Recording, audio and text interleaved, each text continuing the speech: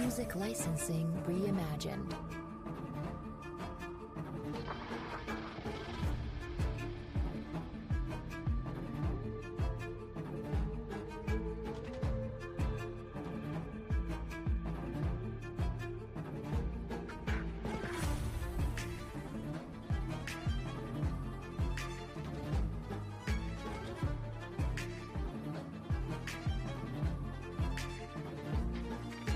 Artlist.io.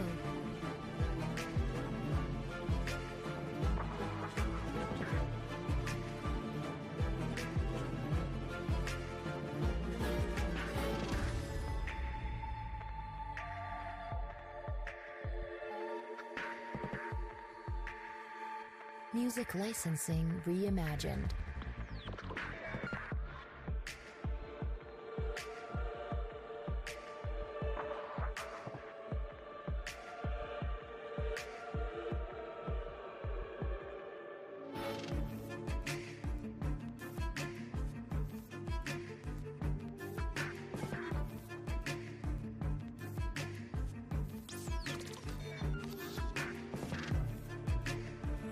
Artlist.io.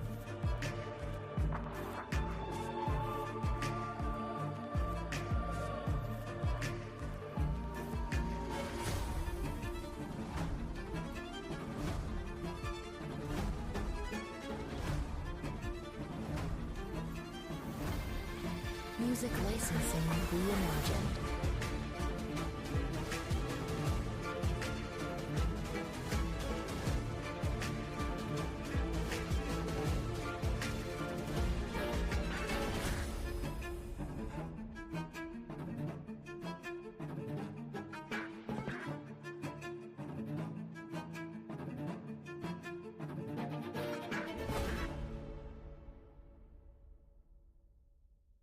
Artlist.io.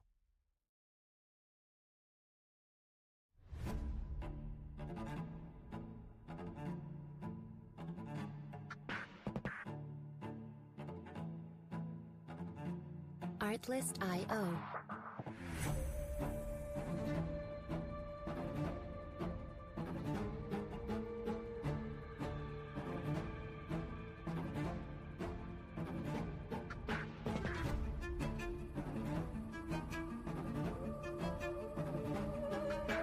Music licensing reimagined.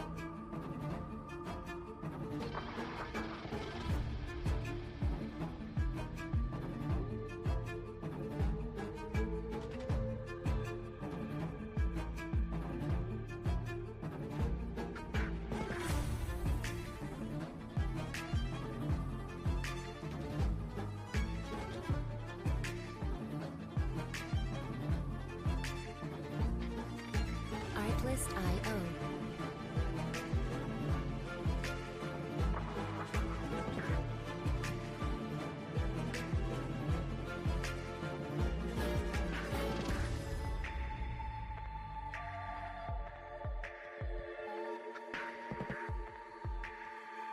Music licensing reimagined.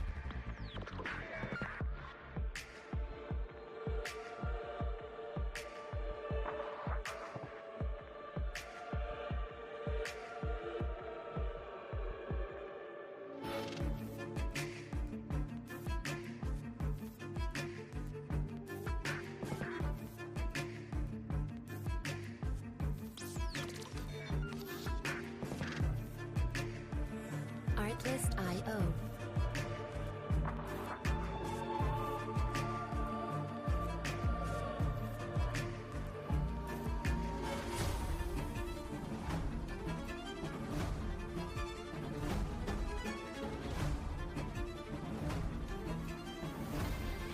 Music licensing reimagined.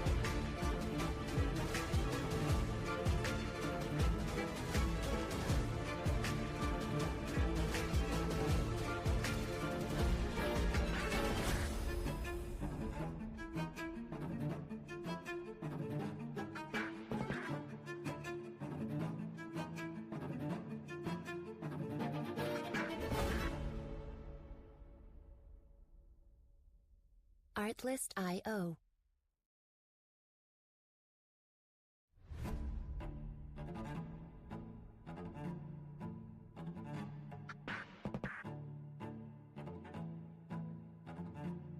Artlist.io.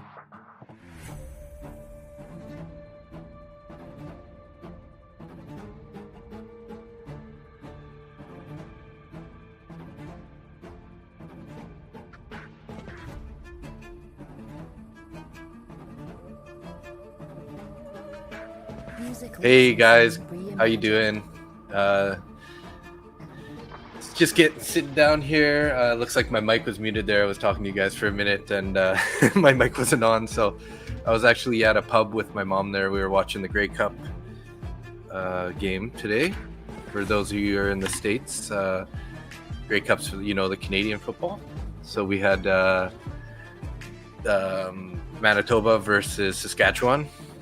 And hey Johan, how are you? Hey Keith, how you doing? And so I was sitting at the pub with my mom watching a bit of the game, and I ended up turning $30 into $88 on pull tabs today. So today's been a pretty good day so far.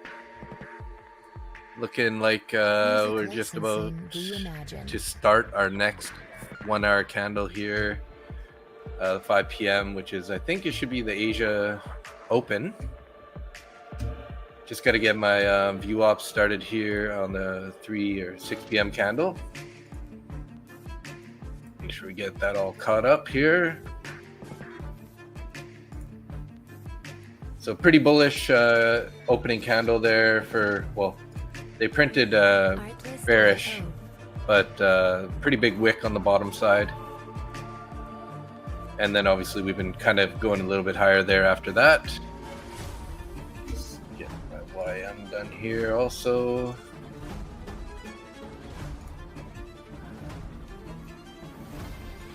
Music licensing reimagined. Wrong color.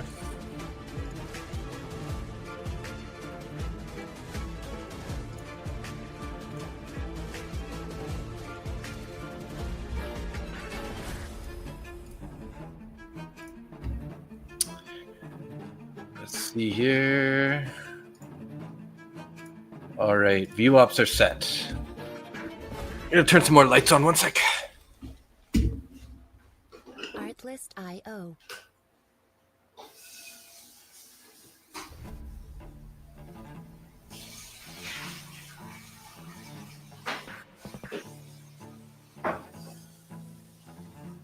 Artlist.io.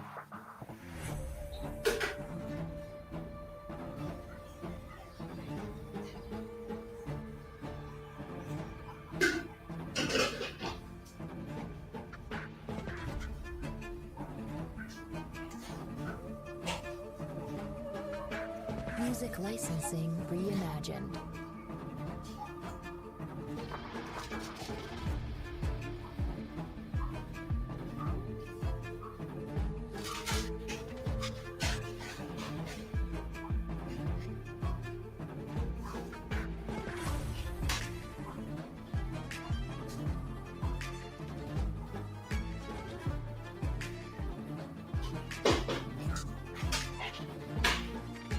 Artlist.io.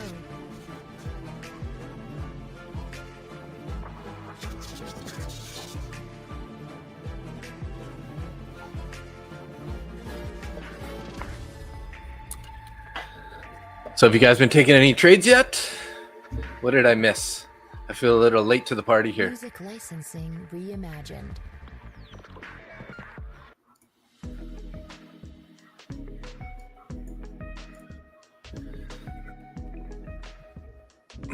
All right, so Artlist. looks like we inverted a bearish or bullish fair value gap there.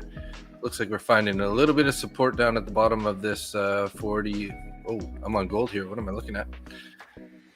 Let's take a look at that ES here first. Okay. 5-minute candles here. Music licensing reimagined. So inverted that fair value gap. Let's just put that on there for now. Keep it yellow. And then we have a couple bullish fair value gaps here. This guy should be green.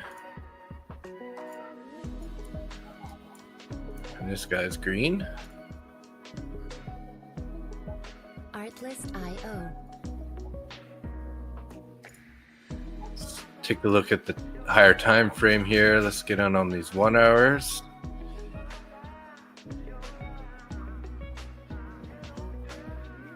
Trying to scope out some more fair value gaps. Is there a little one there? Music Tiny bullish fair value gap licensing actually right reimagined. there on the 1 hour. So we just started that new candle here, Asia Open, I guess. Yeah, 5 p.m. Nice weekend, Dave. No trade for me. Seem to have big resistance there. Are you looking at gold again today, Johan? Artlist.io. Yeah, weekend's been good for me. Like I said, I was at the pub with my mom there. We were watching the Grey Cup, and I started playing pull tabs, and I spent Artlist.io. 30 bucks, and I ended up making 88. So I got a free. I ended up walking away after eating and having a beer with plus 40 bucks in my wallet. Okay, let's take a quick look at NQ here. Feel like I'm a little late to the game, just trying to get Music caught up on what's been licensing going on. reimagined. NQ, yeah, definitely a little bit of resistance up there at sort of like 240 to 250 area. We did print a bullish fair value gap on the last 15-minute candle there between 25,180 towards the bottom of this 25,220. So there we go with that. Look in the 1 minute.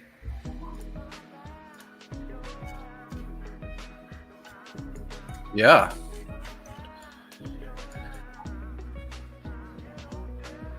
Kind of going sideways. Looking like we're trying to roll over a little bit currently with this curling down Music licensing situation. reimagined.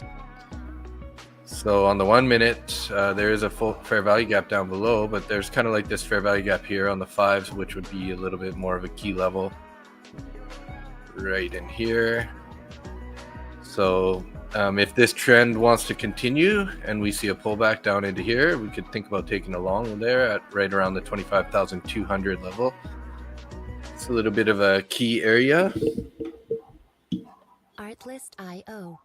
I'm brewing some coffee. I think I'm gonna go with the speedy glasses today. You're up 40 on one account and 70 on the other. Nice, good start then, Keith. Artlist.io. Decent start on the day. Coffee's ready, guys. 1 second.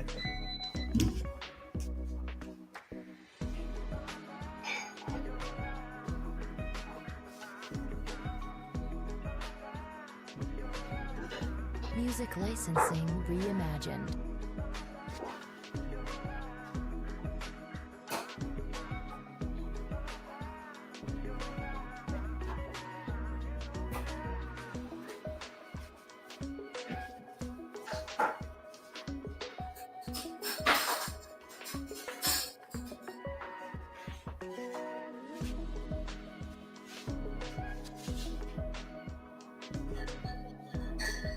Artlist.io.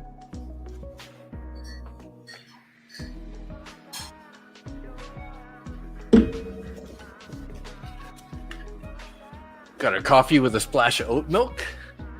You need 100 to pass your eval on swing trading. Oh, nice. You got one of those swing trading accounts, eh? Sweet. Music Yeah. licensing Only 100 to go. reimagined. That's awesome. I'm sure you will get that. Can you trade gold on that? Or is it you have to swing trade you don't swing trade futures, I guess, or do you? Never really looked into those swing trading accounts.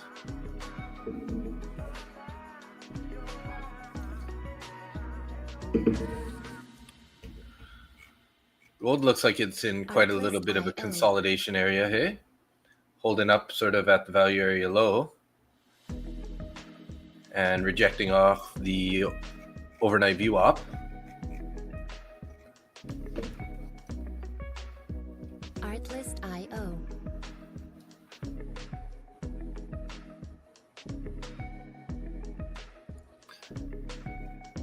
Every time your coffee machine goes off, I start trying to see what alarm is going off in my truck. It sounds like the alarms in your truck. That's funny. Music licensing reimagined. So where's our midpoint on this fair value gap? Roughly, yeah, right at the 200 level here. Let's see what happens here if we can get a pullback into that. Where's our 15-minute actually? Let's take a look at the 15. Same 15-minute as the 5. So sort of at that 200 level.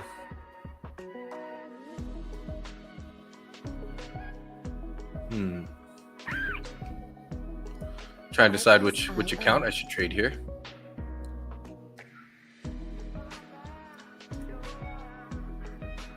I'm going to put a limit order here for one contract in this fair value gap. See if we can't get tagged in and get a bounce out of here. Basically just targeting, how many points here? We can just target sort of the top of that fair value gap. We'll stop just below it. A little bit of negative risk to reward there, but we'll put the stop sort of below the bottom of this candle here.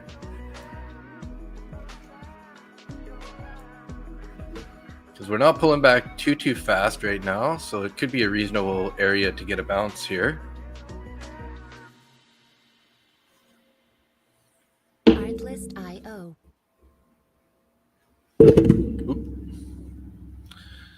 Glasses are a little dirty.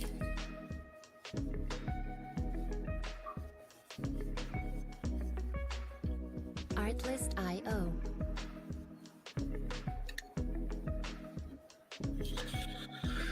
Hopefully we get to start the week off good here, guys. Don't dig a hole out of the gate, preferably.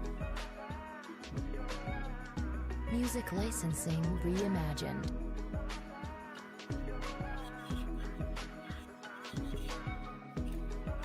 What do we got on the 3-minute here? Same 3-minute? No, the fair value gap's a little bit different on the 3-minute. 5 minutes right there. 15-minute, I think, is also the same. That's interesting, though. Hey, the 5 and the 15 are the same. They must have spent the majority of their time up here on the 5. Artlist.io. Might actually give it a couple more points here down below, just to see if we can't get a slightly better entry price. If it does continue pulling back, we can always adjust this a little bit more as Music licensing this time plays out here. No rushing into it though. Why not try to get a little bit better of a price? Let me take a look at the 1-hour chart here on the NQ.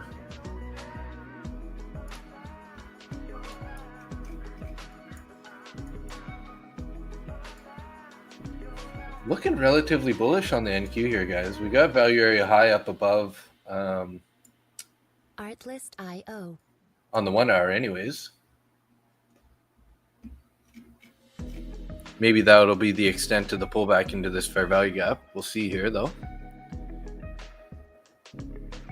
Did you see where Project X is going away from everyone but Top Step? Really? You mean like Top 1 Futures not going to be using Project X either?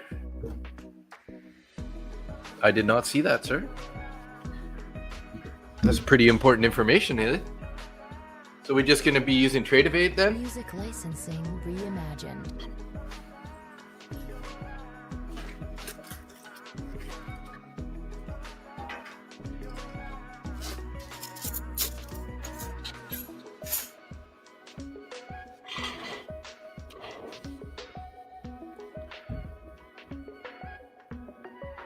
No, Top Step is pulling all license. Really? Artlist.io.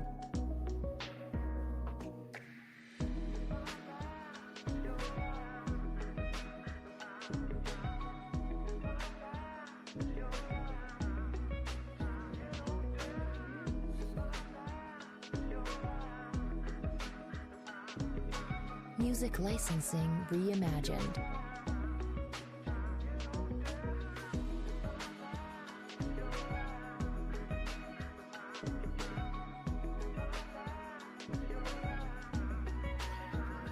Yeah, it was kind of weird when I got to the pub today, guys, to hang out with my mom. She was already like sitting there. She got there early to get a good seat, and she was like chatting with some dude, and I was like, oh, this feels awkward, like sort of like my mom's on like a mini date almost already.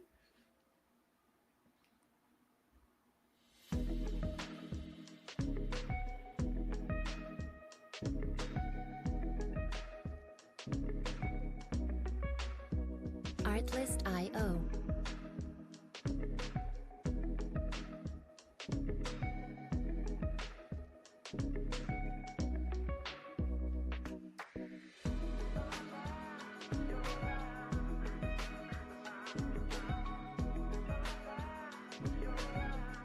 Music licensing reimagined. So there's an email from Top One. Okay, I'm gonna check that out right now. There should probably be something.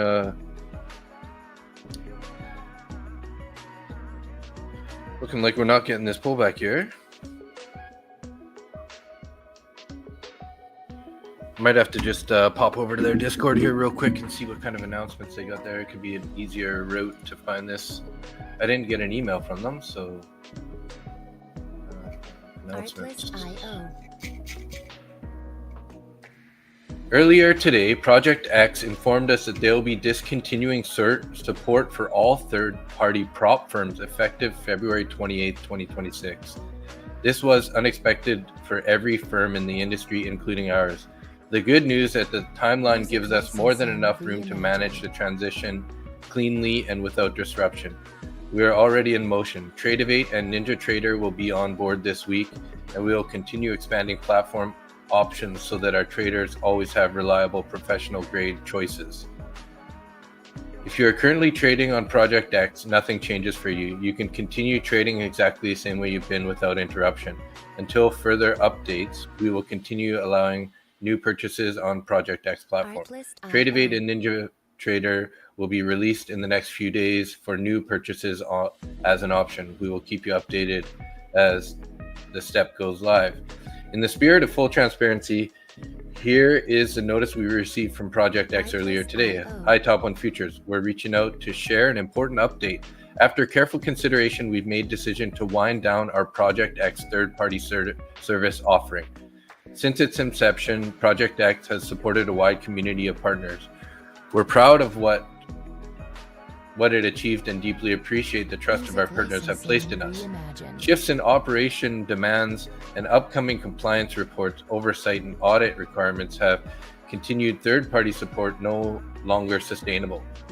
These changes would otherwise affect your ability to properly service through our platform and maintain the integrity and protection of every partner remains at our top priority. Protecting trader data has always been foundational to Project X. In line with the values and policies we've always maintained, all partner data will remain isolated and secured through the wind down and thereafter. We will continue supporting third-party Project X partners through February 28, 2026, and will provide further guidance to ensure smooth and professional transition. Please refer to the attached letter for more details. We sincerely grateful for your partnership and collaboration over the years. If you have any questions, our team is here to help.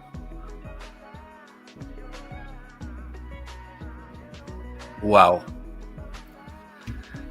So obviously they got too big, right? And then they keep having all these data feed issues, right? Probably because there's too much pressure on their servers and everything. That's kind of my guess. I can't believe that they can do that, you know? Like, I can't believe that they can just like partner with other companies and then decide like, well, we're just going to only use TopStep. Artlist.io. Yeah, it could be that, Keith, but like I think more likely it's, you know, because of all these problems that we've been getting lately with Project X. It has to do with the fact that they've scaled up too big and that, you know, everything isn't being handled well in that situation, right? Music licensing reimagined. We got a pretty bullish candle here, guys, on the on this new opening hour candle here.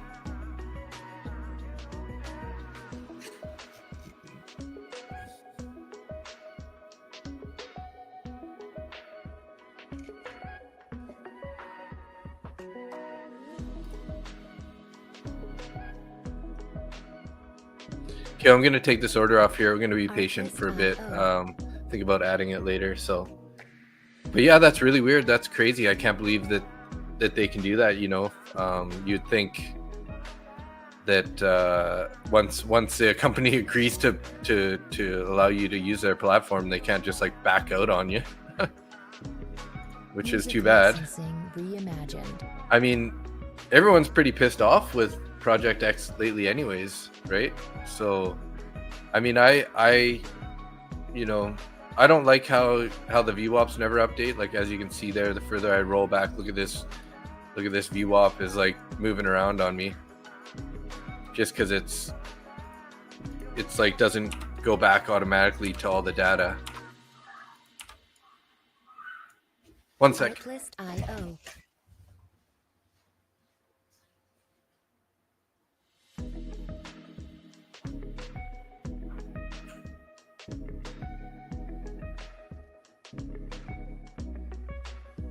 Artlist IO.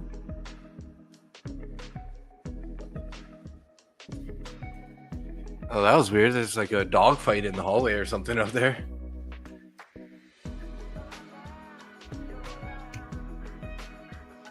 Hey, oh, I think that's Scott.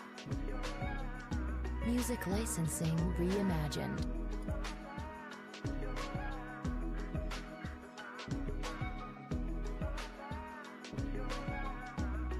Your name looks a little bit different there, Scott. It's Famine Camus. How you doing? My night's going good. I got to the charts a little bit later today. I was watching the Grey Cup game with my mom at the pub for a bit, so I started the stream a little bit later. But yeah, my night's going good. I turned $30 on pull tabs into $88. Maybe if you're in a different, depending on which channel you're in, I think maybe Music licensing reimagined. you might. Yeah, that's weird though. But yeah, good to see you. Sounds like to me. What do you say, charting platform, Keith? Like you prefer a different platform for charting?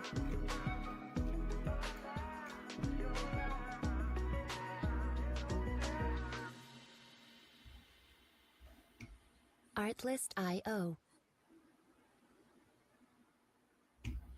Yeah, that's wild. That's pretty crazy news, though. I can't believe that they can do that. They can just pull it. Artlist IO.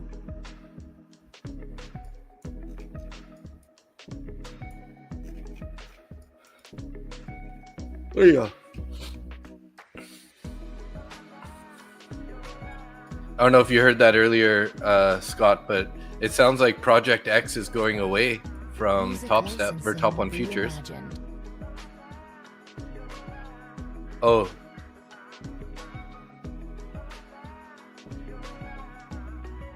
Johan. Oh, sorry, Johan. I missed that. Yeah. Project X is like this platform that I'm trading on right here.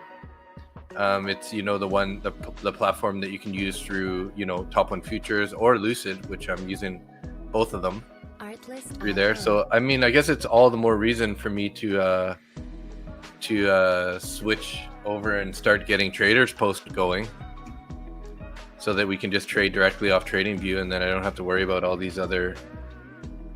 Yeah, Johannesburg. I was wondering about that. Yeah, so this platform right here that you're looking at, this is Project X, right? Whereas, you know, this is Tradeovate.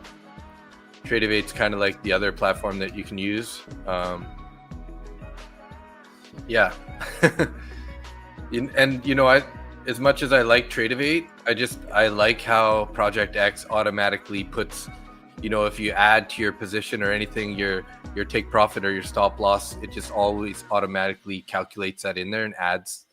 Whereas, you know, you got to be a little more careful. Sometimes I'll be exiting a position on Tradeovate, and then I'll find that I'll close a position by like putting stops in place. And if I calculated it incorrect, it'll like get me long after, you know, with another contract after I've tried to sell the short position.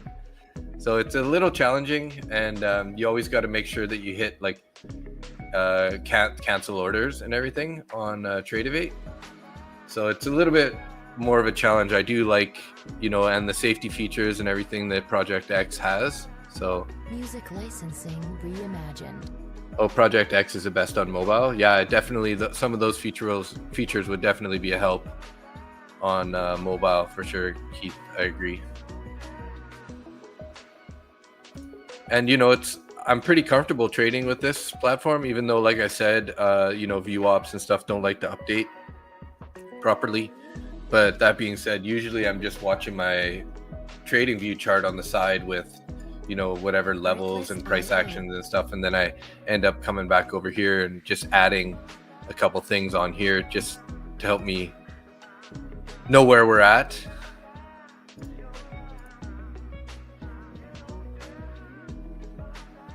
Yeah, their risk settings are very superior. I mean, they do have, like for Tradivate, you can get in there and set, risk parameters, right? If you hit this little application button up here, you can go into risk settings. So you can set daily loss limit, weekly loss, daily profit target, weekly profit target. So you can hit that kind of stuff, but just overall, like the way that you can put in bracket orders, and like I said, when you add to your position, or if you sell some of your position, it automatically updates those levels, right, on the bracket order. So that's something I'll definitely miss. And the fact that you can, lock yourself out. Like, I don't think that you can do a lockout on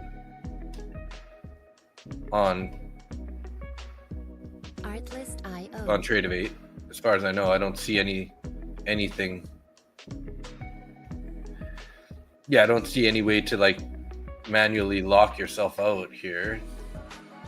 As far as I know. I mean, if you guys know better, correct me if I'm wrong, but music licensing reimagined.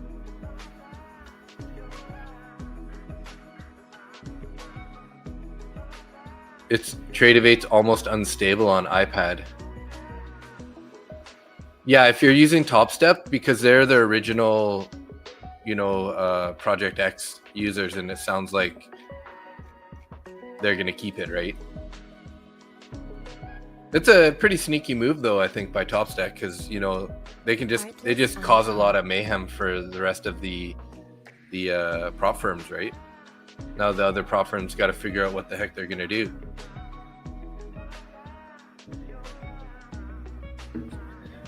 Yeah, I mean, obviously I never saw the clause or the contracts that the company signed with music licensing reimagined. Project X, but it's pretty crazy that they can just turn around and pull it like that. I mean, that's just like you're saying, though, Keith. I think you're right that it is somewhat to do with just causing the other companies trouble, right?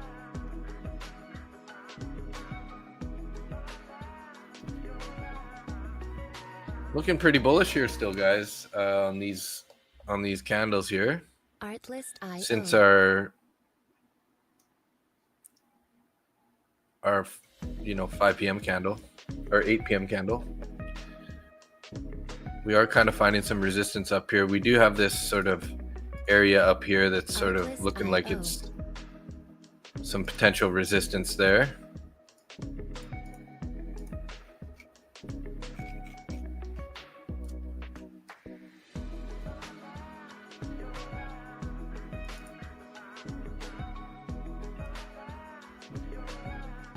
Music licensing reimagined.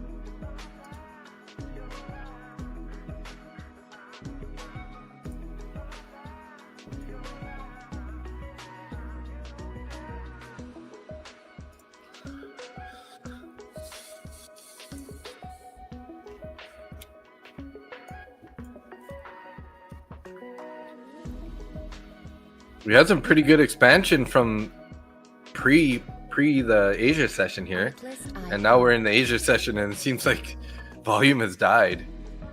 Like, we had this big sell-off out of the gate, and then nice recovery, pushed higher, pulled back sort of a little bit into that overnight view op, and then boom, rocketed.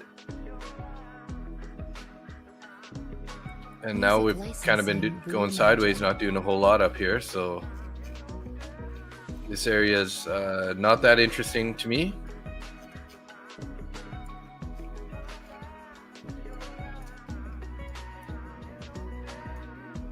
We might be sitting on our hands a bit for a while.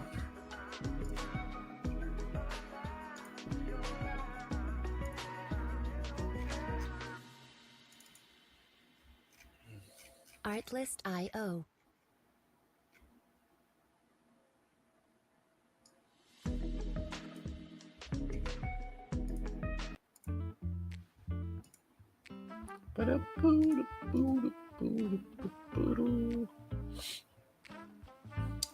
All right, guys. So it looks like we got about 26 viewers right now.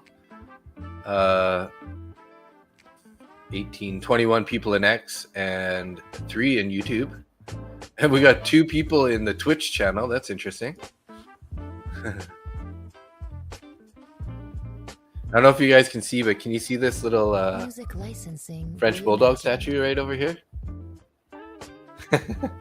Pretty cute, eh? Oh, you guys can't see it on there. It's not in the, it doesn't make it in the, I can see it on my camera, but you guys can't see it over there on yours. On the stream anyways. Let's see what happens here.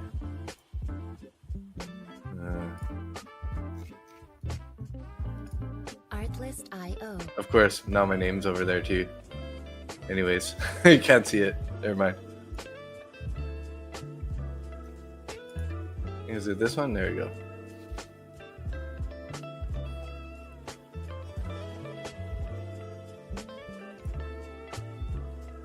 Music licensing. Here, I'll grab it real quick. I'll show you. It's pretty cool.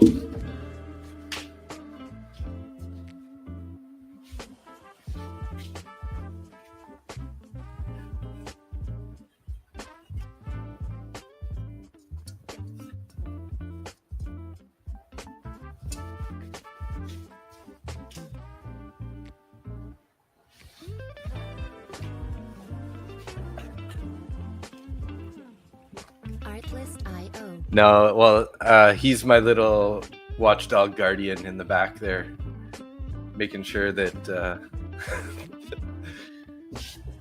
the stock market doesn't get me from behind.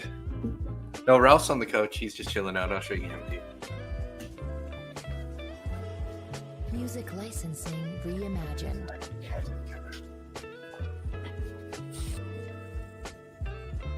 Where'd the camera, Ralph?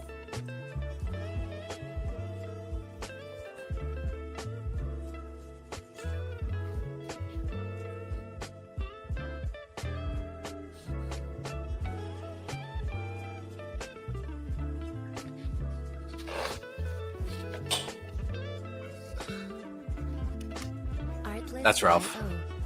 Mr. Ralph. Oh, thank you, thank you.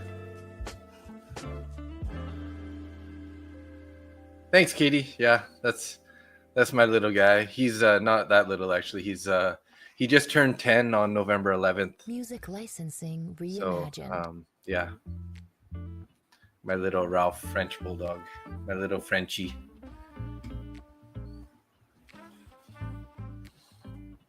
Artlist.io. Yours wants treats. I know they always want treats. I just fed him dinner, so he's chilling right now. He's just had his dinner, so he's on a kangaroo diet because he has had, like, I had him on chicken, and then I had him on fish, and he keeps getting sort of like these bald spots. So then I switched him to a kangaroo, and it's all good. So he gets like a kangaroo dry dog food, and then I usually add like some kangaroo pate. So he's pretty spoiled. And I don't know if you guys know, but he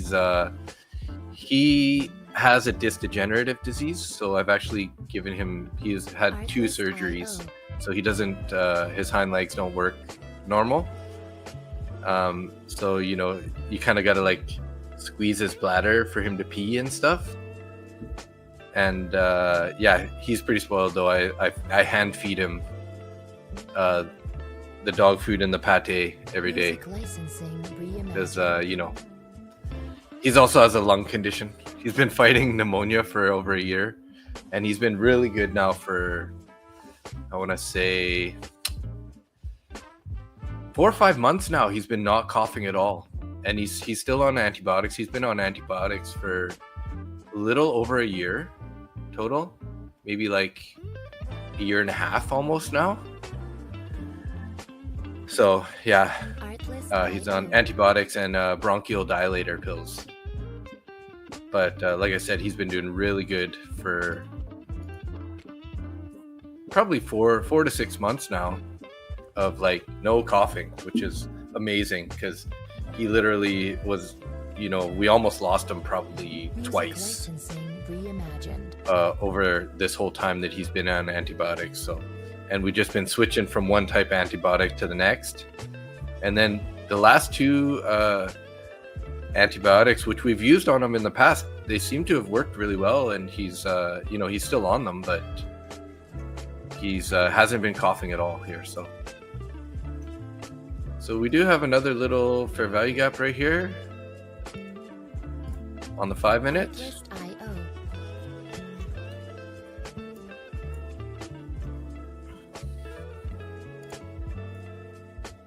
I'm just going to get rid of that guy up there.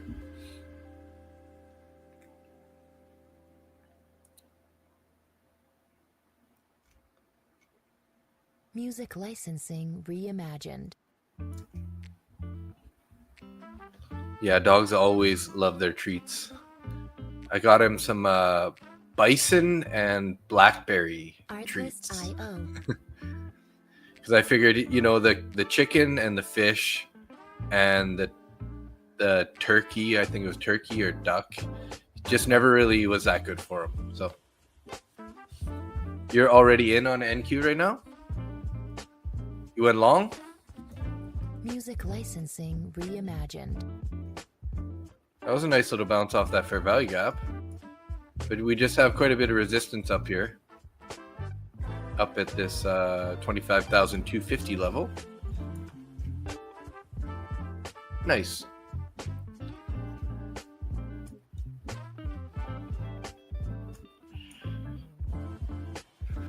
Let me get the book back going here on the NQ. We can kind of take a look at what we got up above. Looks like we got orders up at 25,300. They've been on there for quite a while. Looks like they came on sort of 4:17, so 7:17 p.m. Kind of looks like that's when they came on. But that could also have been sort of where I started the stream. But yeah, we'll see for sure.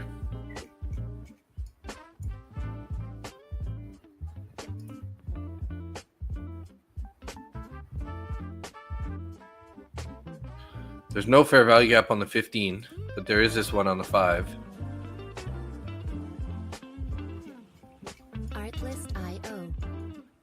Minute 22 on this candle here. See if we end up getting a closure below this level here, we'll invert this 5-minute fair value gap, which isn't ideal for long. What does the 3 minutes say here? Let's see. 3-minute gap's a little bit smaller, but it's also there. So 3-minute candle, we got 2 minutes on this candle. As long as we don't close below 25,233 on the 3-minute chart. Looking like we're getting some buyers though coming in here, holding this up.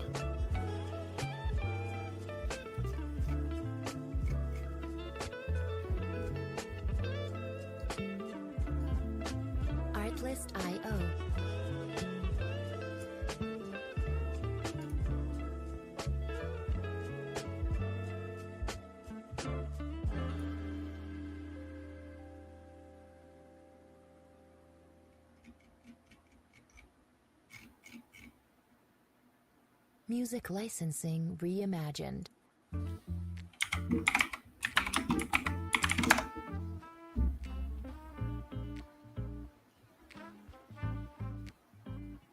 Artlist.io.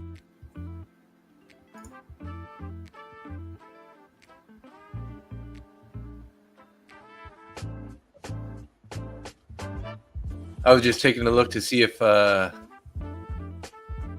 it looks like Stock Tiger just ended his stream not long ago Music here. licensing reimagined. November 16th, yeah.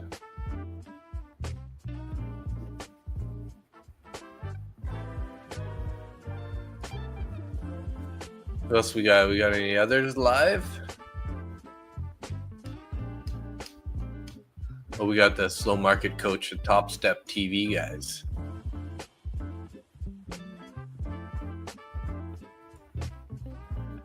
Artlist. Hey, Dad. Good afternoon. Are you watching the Grey Cup? I'm not sure the score, but when I was at the pub with Mom there, and did we close below it there? No, we closed inside there. So let's go back to the 5 here. We were winning by 1 point. So we got a safety 1 point on the safety, I think, and then we got they scored a touchdown, then we scored a touchdown. I'm saying we as in Saskatchewan Rough Riders. So, oh, it's halftime right now. Nice. Liking this hold here. Yeah, Montreal's play. Is it Montreal? It's no, Manitoba, Winnipeg, I think, or is it Montreal? I think it's Winnipeg.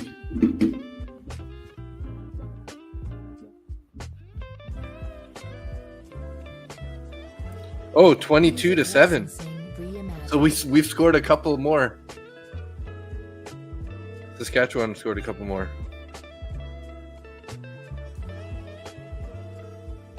Oh, look at that, guys. That long is looking pretty good right about now. Johan. Saskatchewan and Montreal. Okay, gotcha. My mistake then.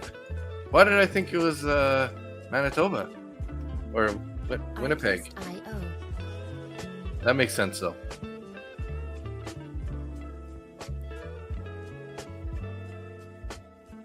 That was my mom's mistake, actually. She was telling me it was Winnipeg.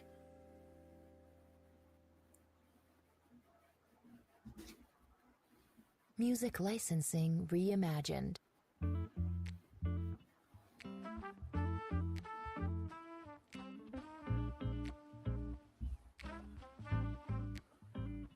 Artlist.io. You know nothing, of course, but you heard who is playing.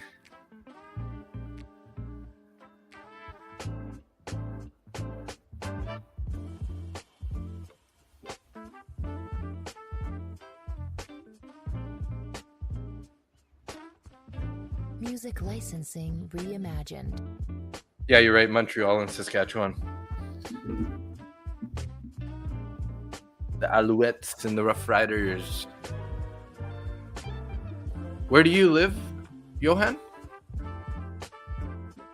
I know that you're on the East Coast, but I wasn't sure which city.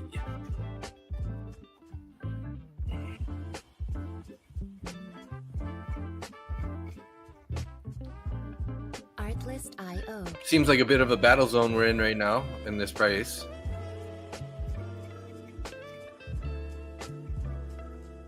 Quebec City, okay. I was born in Winnipeg, and I've been to Toronto when I was young, but other than that, I haven't really spent much time exploring out the East Coast.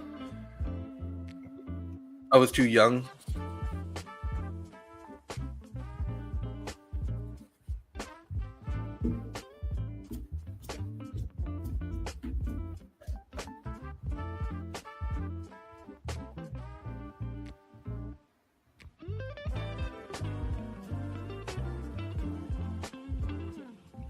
Artlist.io.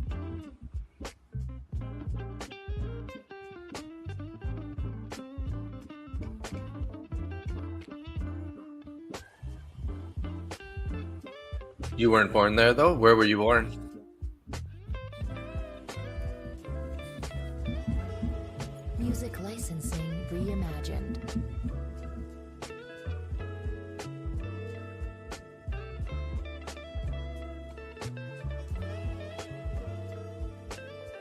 Oh, you're in Quebec City only for work. Gotcha.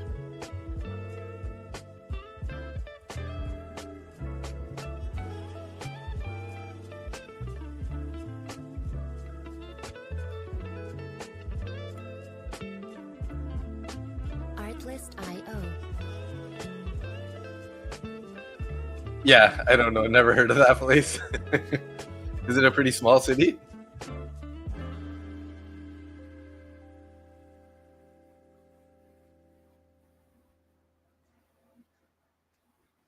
Gaspesia.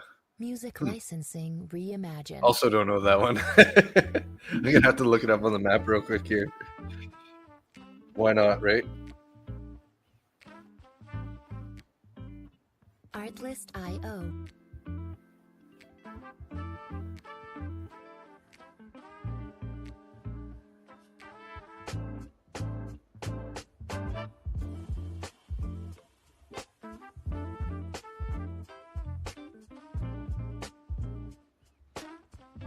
Music New Brunswick. licensing reimagined.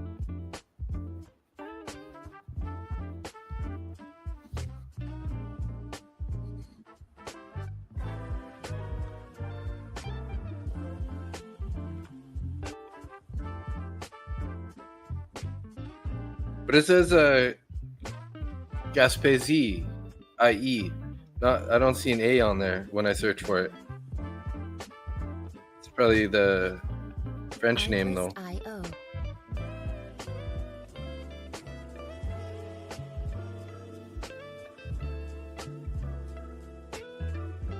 Sort of northeastern part of New Brunswick. Oh, not far from New Brunswick. Music licensing reimagined.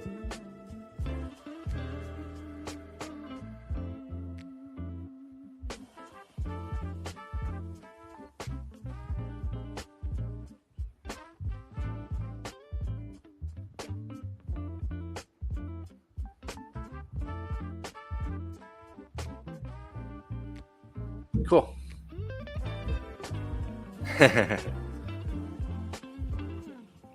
Artlist.io.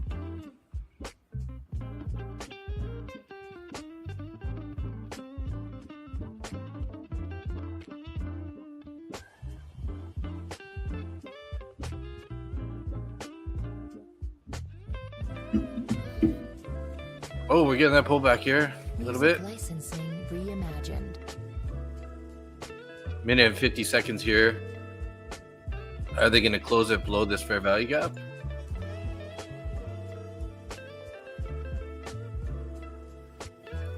Guys. This is looking like a short to me.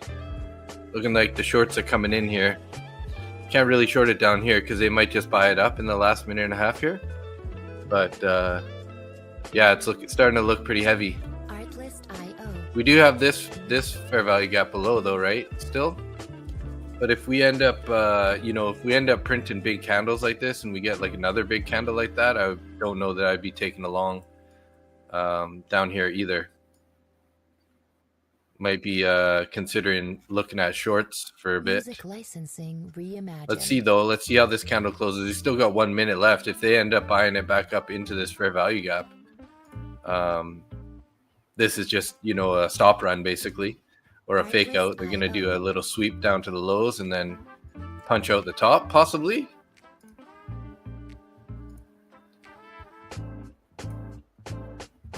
Sort of like this little flaggy pattern.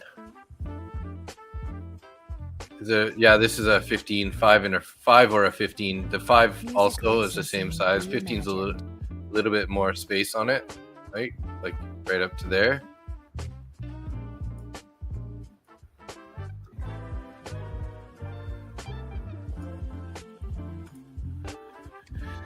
What do we got going on with the Bitcoin right now? 94,800. Might be time to buy some Bitcoin here, guys. Not financial advice, but I'm thinking if I had a little extra cash flow, I'd be thinking about picking some up. Artlist.io.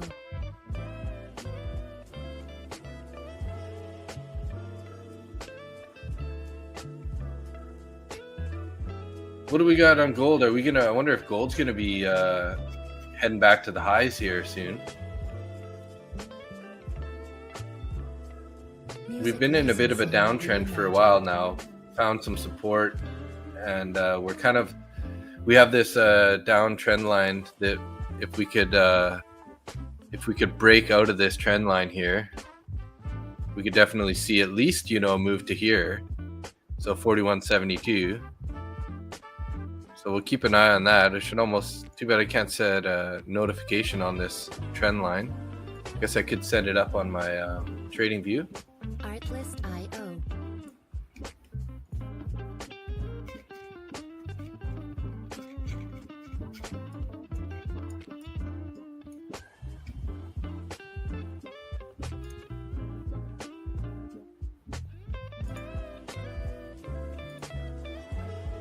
Music licensing reimagined.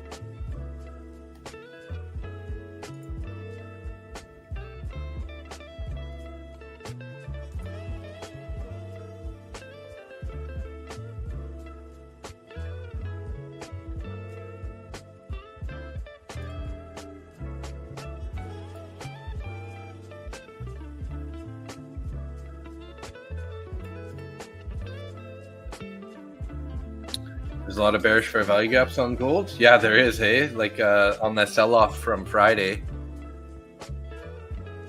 there was a lot.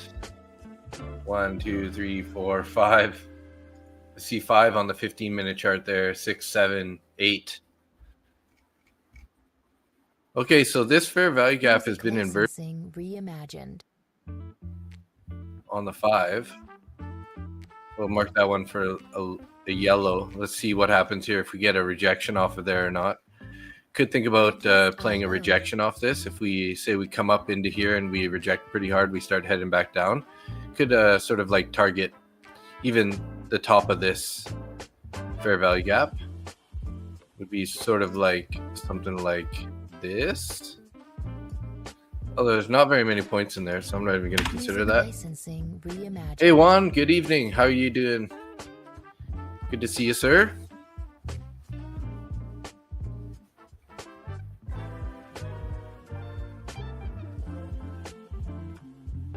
I feel like I shouldn't be watching Top Step right now. I put it on up there because it's like one of the only other live streams. But like if they're doing that nasty stuff. Artlist.io.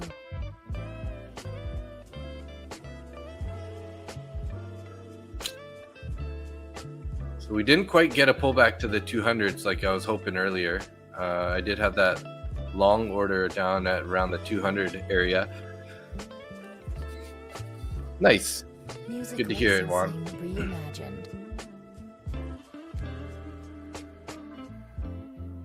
I need a refill on the coffee. Warm up.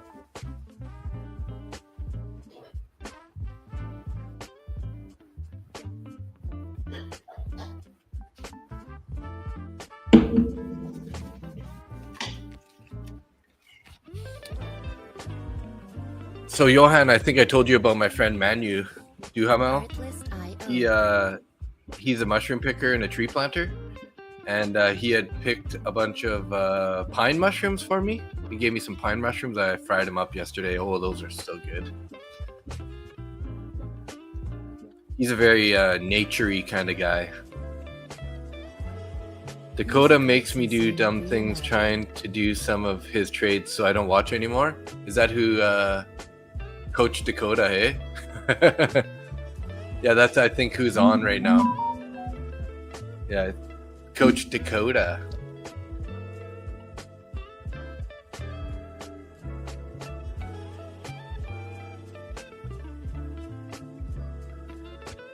Well, I hope I don't make you do any dumb things.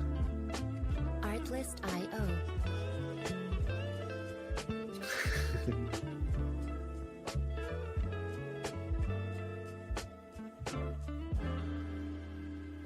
Abby. Okay, good. Okay, good. I try to like hold myself accountable so I don't try to make people make dumb decisions. If anything, I try to keep you guys out of trades.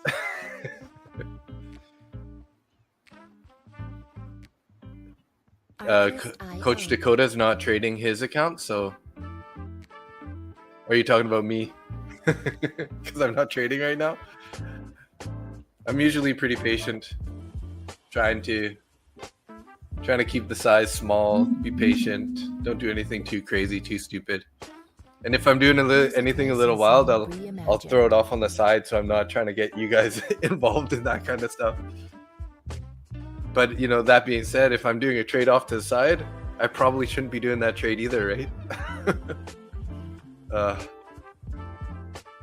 But like it does weigh on me. I'm like, I don't want to take a stupid trade and then, you know, like maybe I think it's gonna work, but I just don't want other people to try to like take the same trade. So Artlist.io. So on occasion I do take some trades off on the side here. You guys don't get to see them. Those are probably like my C trades, you know, like a C quality trade, right? Like there's a chance it's gonna win, but the chance isn't that great, right? So Music licensing reimagined.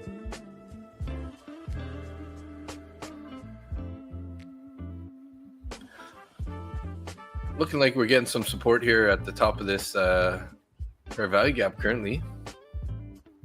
Yeah, copying other people's trades doesn't work. I always try to say that too. It's kind of like, if anything, like if you have the same idea as somebody that's taking a trade online, like that's just a little bit of confirmation, but you definitely need to like have your own plans, and that's going to give you, you know, like, you know, the fortitude to like stay in the trade that you decided to do. Not so much, you know, when you do somebody else's trade, it doesn't always work well, and then you're like, well, why am I in this trade? I didn't really want to, but I just followed somebody else. Music licensing reimagined. But I gotta say, it is fun to hang out with you guys, that's for sure. Because trading is a pretty solo thing.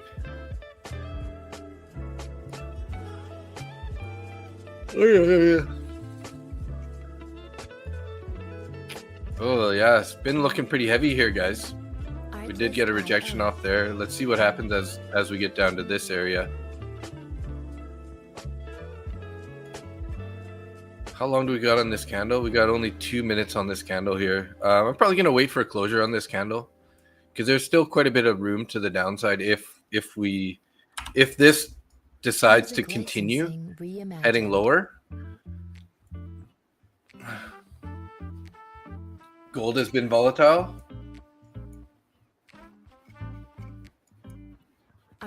Yeah, I mean, they've been a little up and down. Definitely some decent sized swings, like 84 to 103, 20-point swings. So there's that 200 level, guys. So we got to be careful. That's why I would want to wait for this candle to close to see what they're going to do with this 200 level. Could have definitely taken a long there and, you know, scalped out about 10 points. But after having these big bearish sort of candles, I'd be a little careful down here. So yeah, and it's not, the volatility on gold is there and it's not really going anywhere, right? It's just kind of like ping ponging in that range.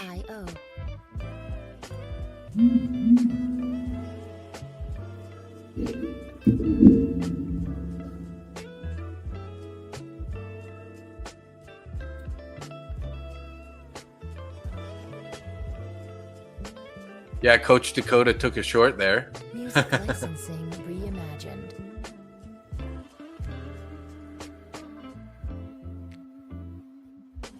Oh, whoa. Pretty big rejection there, though. Hey, guys. See what happens here with these this 200 level.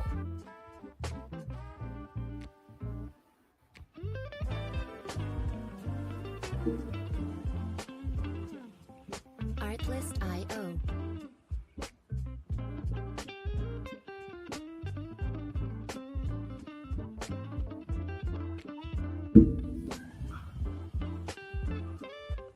Having troubles on those 200s here. Music licensing reimagined. do have this Top 1 Futures evaluation account here. Maybe I should be trading that. Let's get this on the MES MNQ here.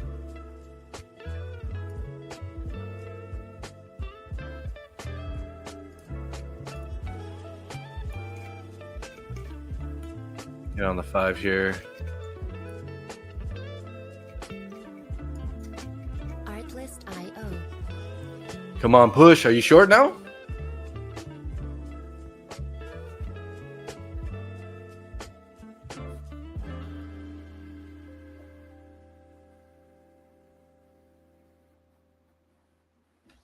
Are you short, Johan?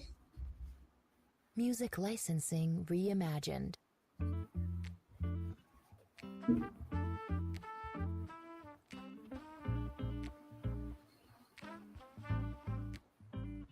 Artlist.io.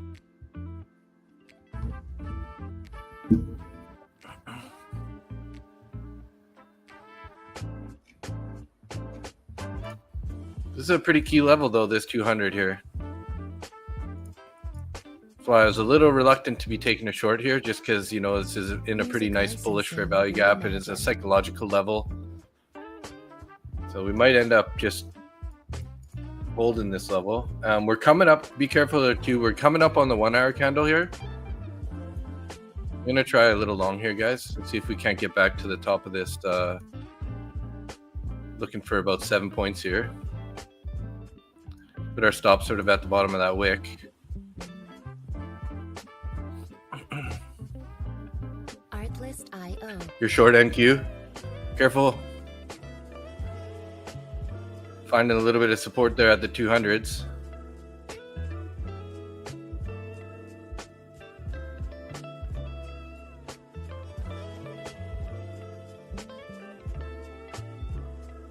Music licensing reimagined. There we go. Quick 30 bucks on that. Little small two contract scalp there on the long. I was just sitting there waiting for this to turn green, right? Just be careful here, guys. We are coming up to the hour. You know, let's look at this hour candle here. And, you know, they always, you know, they usually like to leave a wick sort of at the end of it, right? So this might end up being sort of an indecision candle here. Let's see what happens. Obviously, there's no guarantee, but I just took that little scalp there on that long bounced. Nice little trade, though. You're still long. Your stop loss above the 15-minute fair value gap. Music licensing reimagined.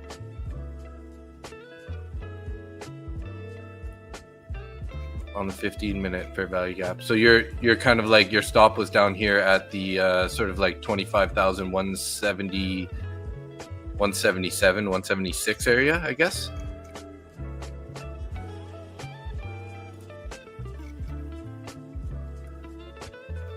It's interesting how the 5-minute and the 15-minute gap are basically like pretty identical, right? We just have a little bit more of a on the top side of the 15-minute. So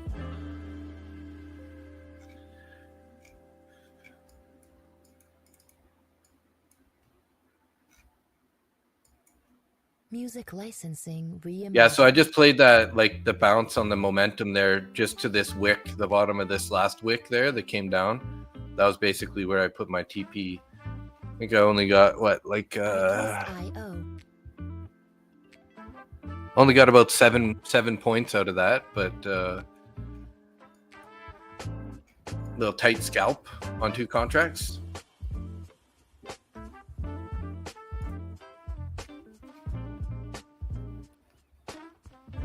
$15 seconds left on this 5-minute candle here. Could go either way still, obviously.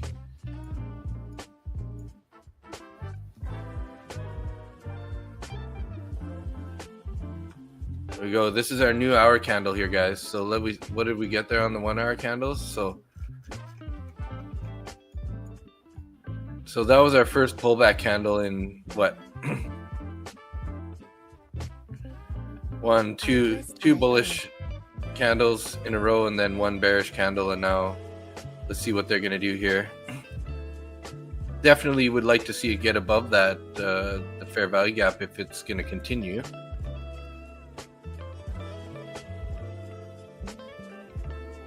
You quit gold tonight? Lost money up and down and up and down? Yeah, geez. It's in a weird consolidation zone there on gold.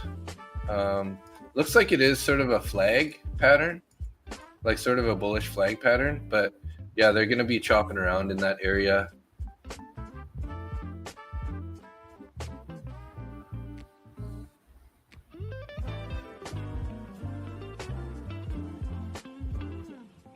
Artlist.io.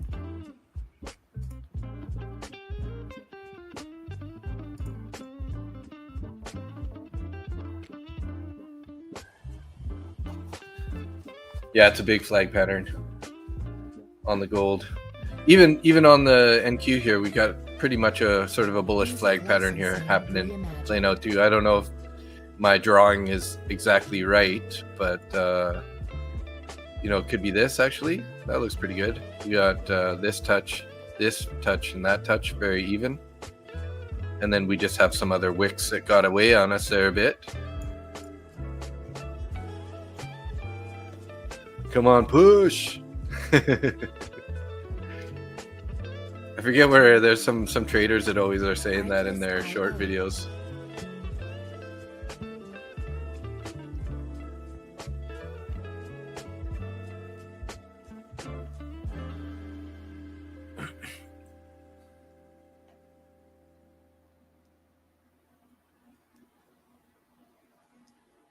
Music licensing reimagined.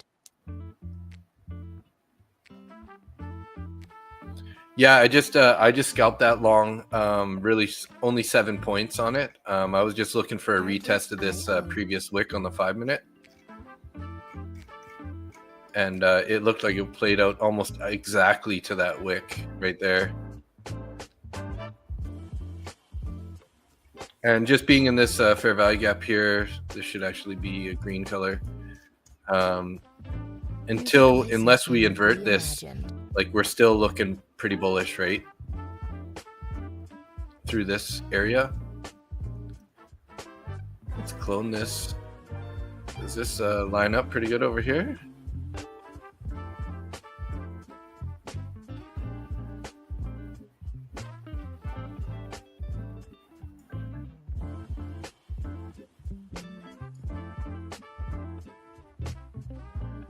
Artlist.io. Gold is looking a little heavy now, guys.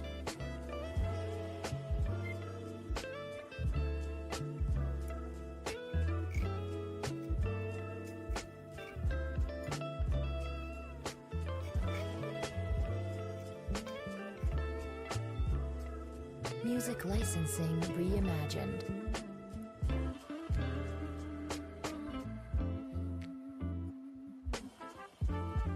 What happened there? Bookmap looked all different there for a second.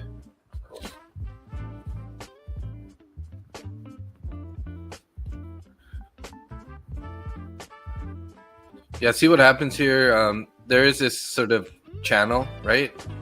We were trading below it, sort of another channel below it. If we clone this will probably line up also nicely with these sort of lows, right? Yeah, look at that.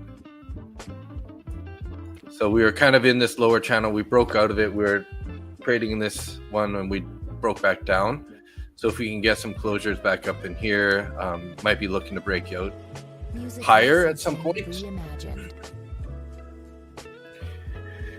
I do have gold open on a side chart right here now. It's looking pretty heavy currently. So, I mean, I'm not going to be taking a trade right away on this, but if we look like we are going to flush pretty hard, we could think about joining in on the shorts.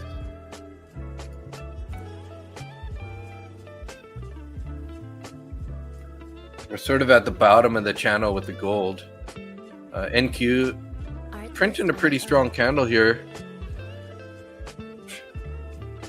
on that 5.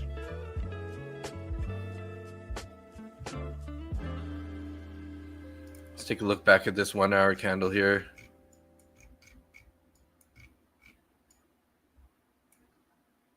Music licensing reimagined.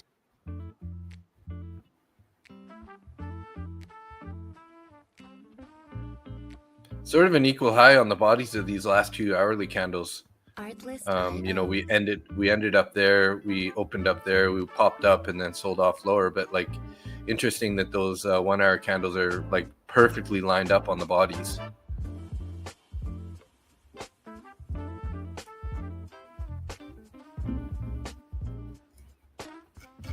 Music licensing reimagined. Coach Dakota just cut his short. And we're pushing up here. Let's see what happens. We got this channel, top of the channel here.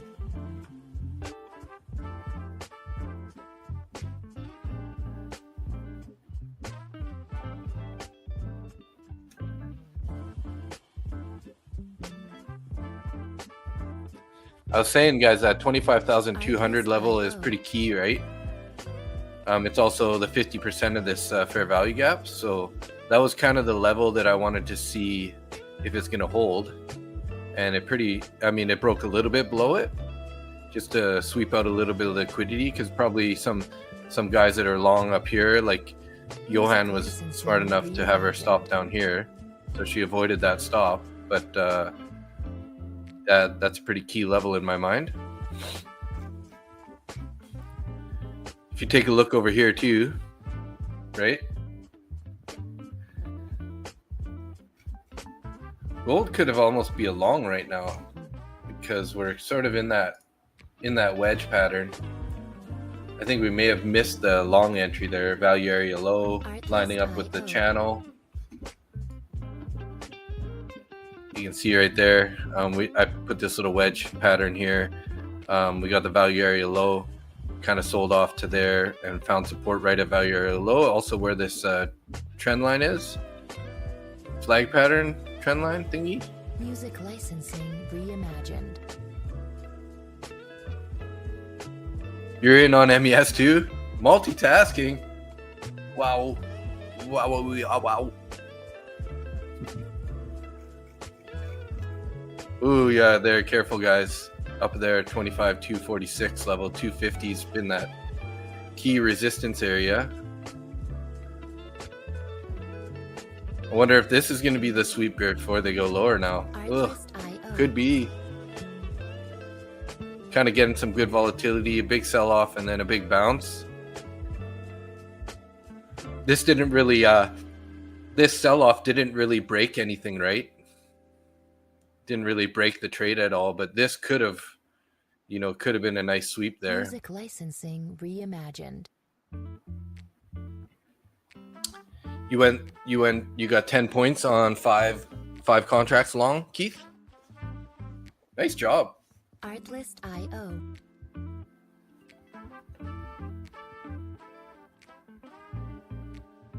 Yeah, I'm not liking that wick. Not liking that wick. How long do we got on this candle here? We got only 1 minute left here. Let's see what happens here with this last minute on MNQ. Yeah.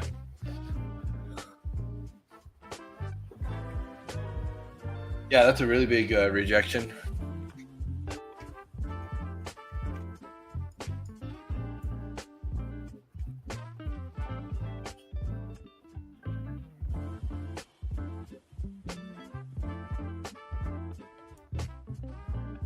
Artlist.io.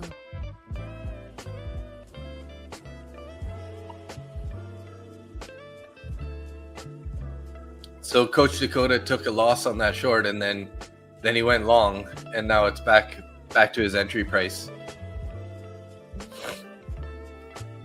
Oh, he's on gold actually. Reimagined.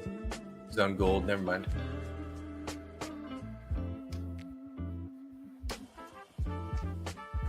So he switched off the NQ. Okay, well, we had a decent closure there. They might end up filling this wick. Let's check out this 1 hour candle now. Lots of time on this 1 hour candle still. Artlist.io.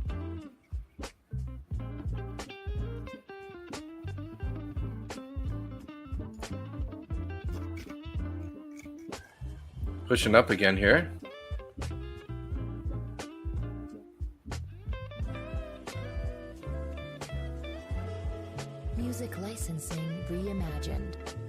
pretty low volume so far, but let's see.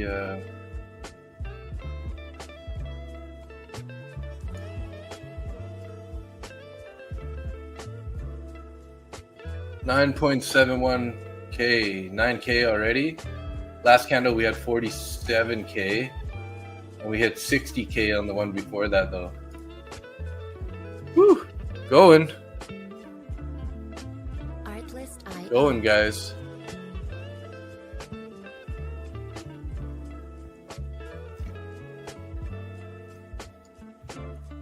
Wow. Looking like they want to go fill that wick up.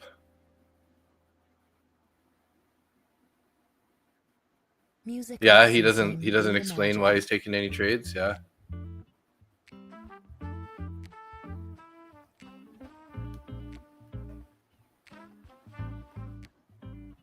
Artlist.io. I just like to have the odd stream going on in the background so I can just see what other people are doing. It doesn't really affect what I'm doing, but just curious to see what other people are thinking, right? Nice long there though. Nice bounce on that, guys. So that was just sellers, or the buyers just took their foot off the gas for a bit there. Let it pull back so you can freak all these longs out that bought in this wick, right?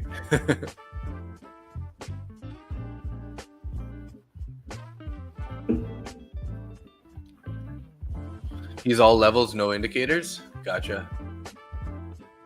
Yeah, I don't see any like view ops or anything on his chart up there.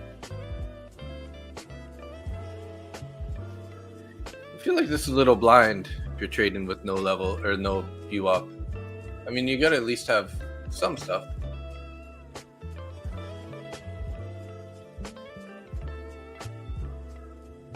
Looks like he just took a long on gold again.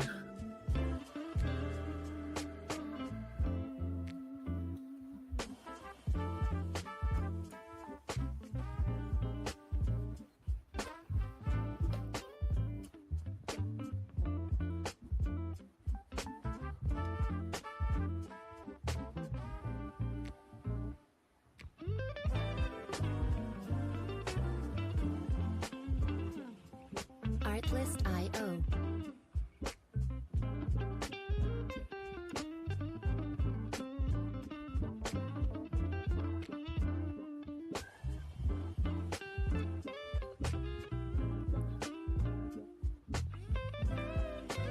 He'll take paper cuts till he gets a runner. Gotcha. Music licensing reimagined.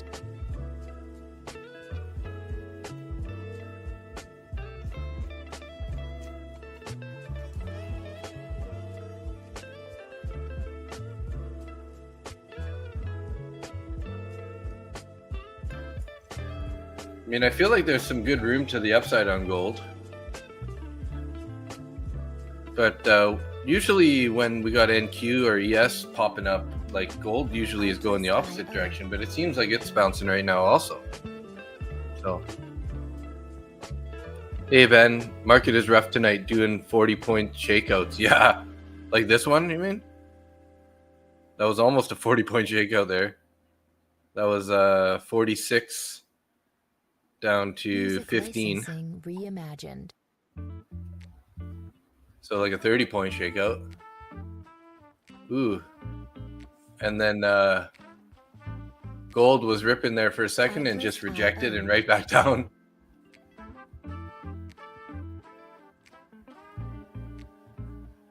Gold can be pretty hard to trade sometimes, man. I swear.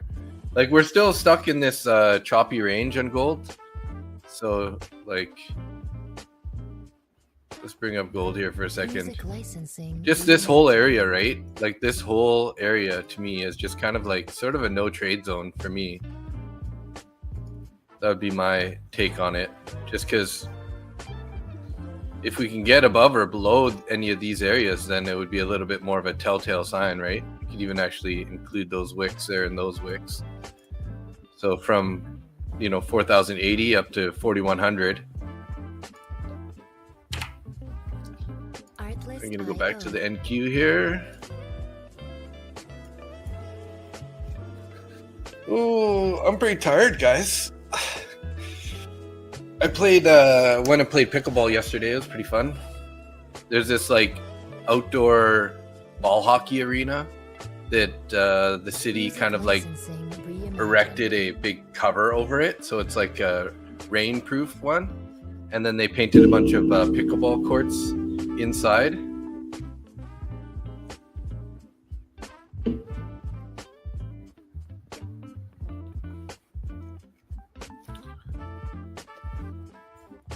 So that fair value gap held pretty nicely, eh, Johan? This 5 minute. Artlist.io.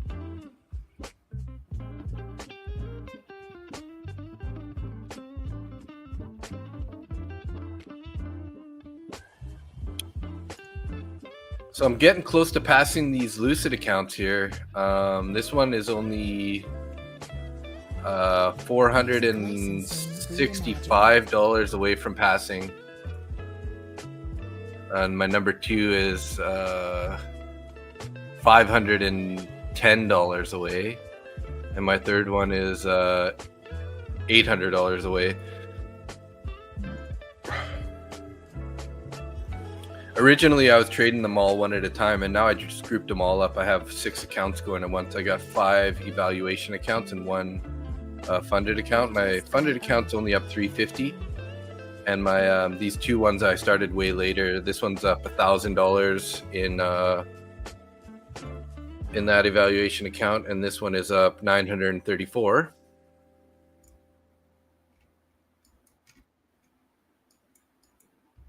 Music licensing reimagined.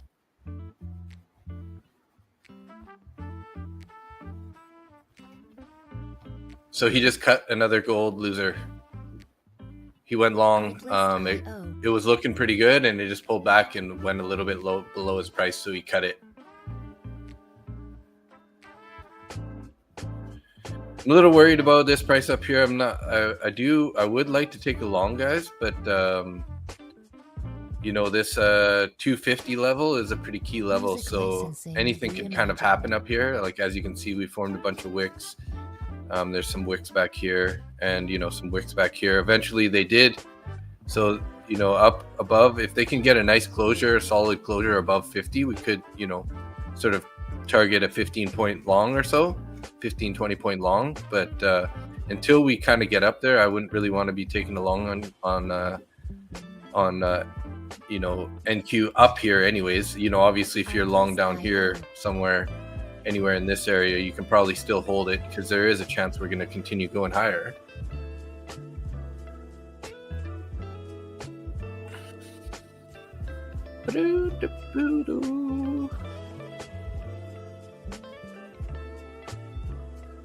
Music licensing reimagined.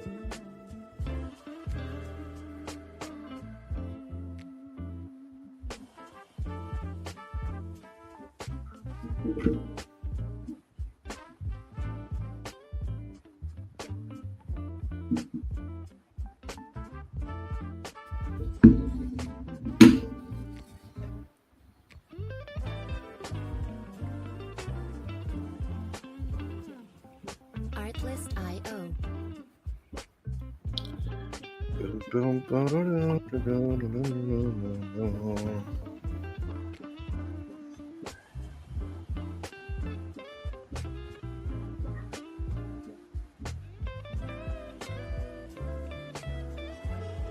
Music licensing reimagined.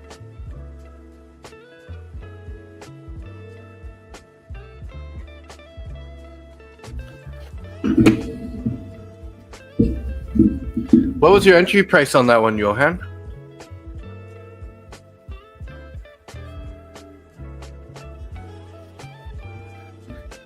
Yeah, I'm not liking gold's price action either, guys. Like, we're just kind of not really making much progress. I mean, there's a little space here to take little scalps and get some longs on the NQ and onto gold, but it's like we're not really making any. We're not picking a direction, right? So, got to be careful, guys. Got to be careful until we see us, you know, sort of like take out some of these highs with some nice volume Music and get a good licensing closure above or reimagined. even down below, right? I would be a little careful here. Unless you're just kind of trying to play the range, right? Like we could have tried, you know, I keep saying, oh, there's a lot of resistance up here, be careful. That's probably an area where you could just take a short, right? And, you know, put your stop sort of just above the high there and then look for a move lower. Now we're pulling away from it. So you can't really do that now, but Music now you'd be giving your risk would be a pretty high if you're putting your stop way up there, right?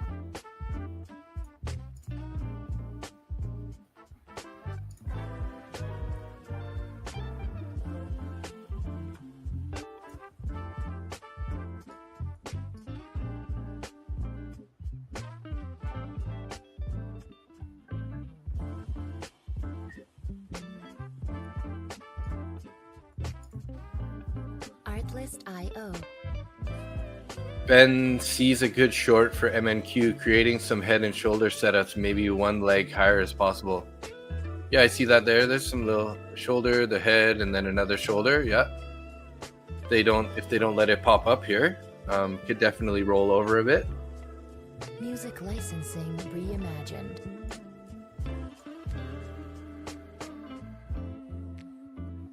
Can see if they get a closure back in this channel here. What does this look like here?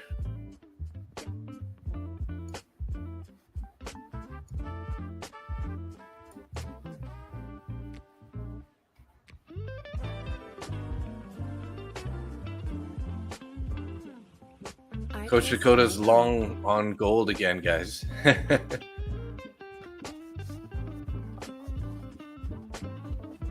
Yeah, NQ doesn't know where to go right now. I agree.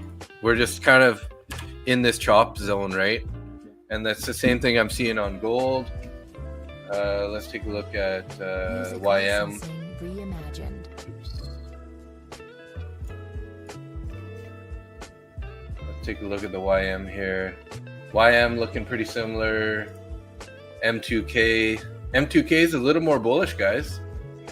M2K is looking a little stronger than the other ones, but still, you know, sort of stuck in this range also.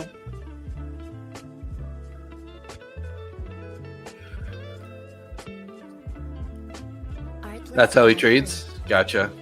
Yeah, that's not very good if you're looking to, you know, for anyone who might be trying to follow his trades, is you'd be getting chopped up, especially if you don't have the same risk management style as he does, right? Music licensing reimagined.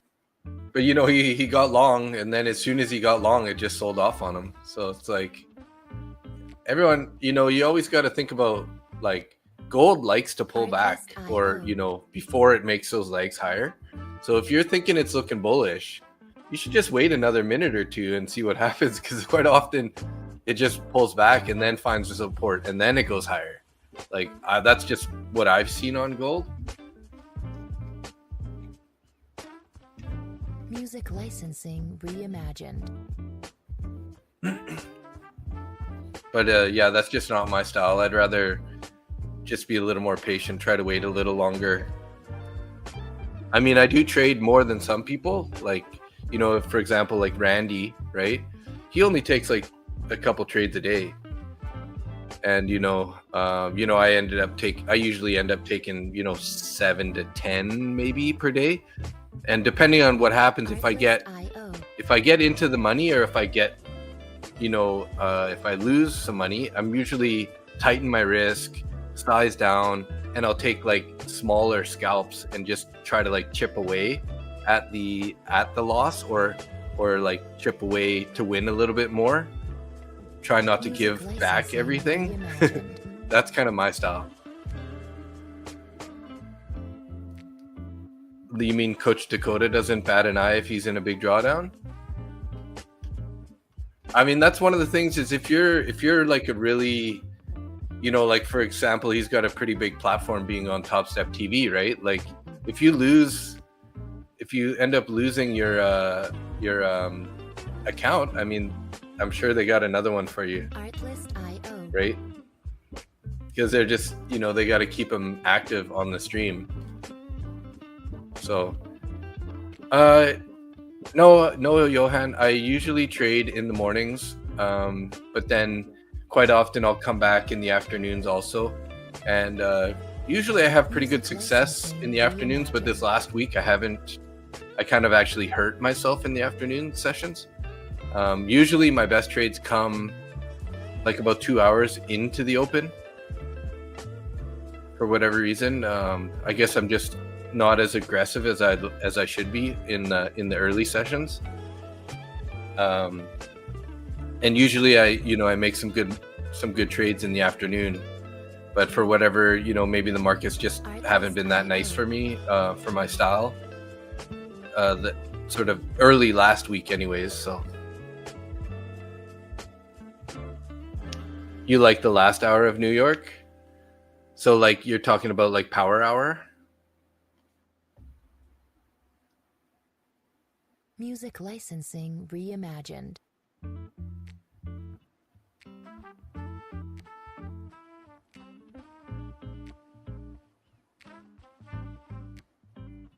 Artlist.io. Let's get my chart back on gold here. So we're heading back down to the bottom of that channel. Like what I would like to see is gold to take a nice sweep of the bottom of the flag, sweep nicely below value area low, and then look for a bounce. So yeah, the market's pretty annoying, guys. That's why I'm saying, like, be careful in this area. This, to me, just, this is just sideways. This is just chopping people up.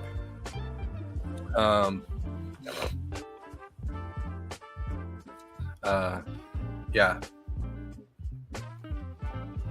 This is like accumulation zone for the market, right? So they're going to accumulate, then they're going to manipulate, and then they're going to distribute, right? So to me, this looks like an accumulation zone, where they're just going to like stop out a bunch of people and just collect their shares.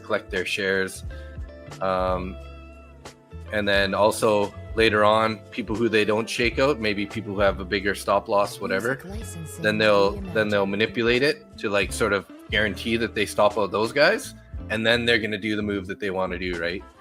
So that's that accumulation, manipulation, distribution style ICT concept, right? I know that everyone says it's ICT concept, but it's also, I forget, there's like a 1940s or 1960s trader that termed that a long time ago before ICT, and then ICT just kind of renamed it, sort of, right?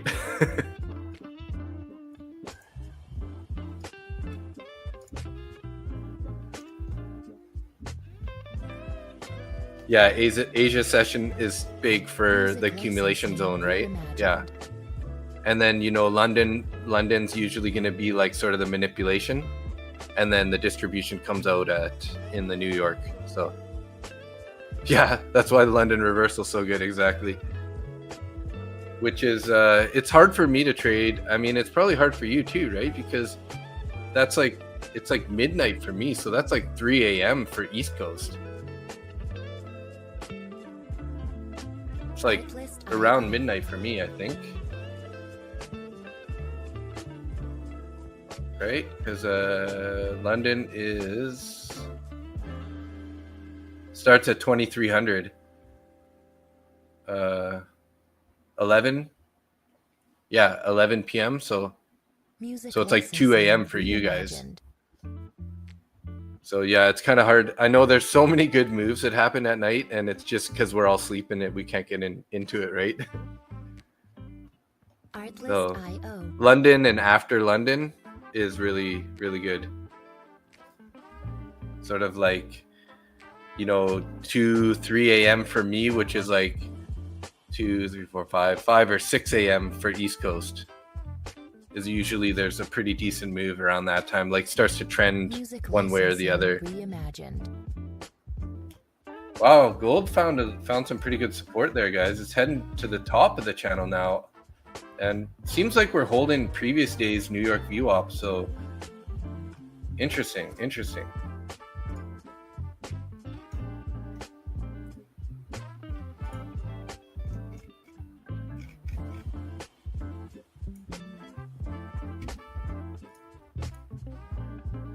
Artlist.io.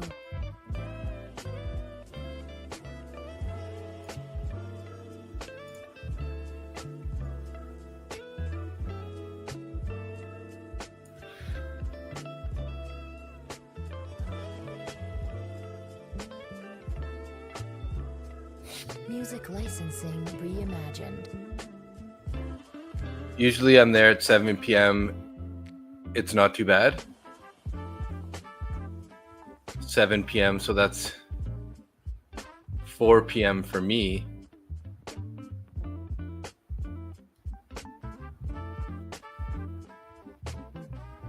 $7 p.m.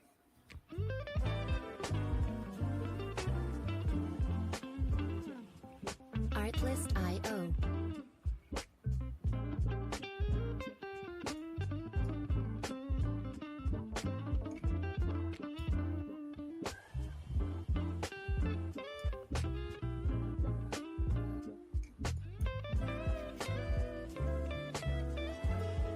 Music licensing reimagined. Okay, Keith, have a good night. Got to get up early. See you in the morning. Yeah, sounds good. I'll see you live in the morning. Monday.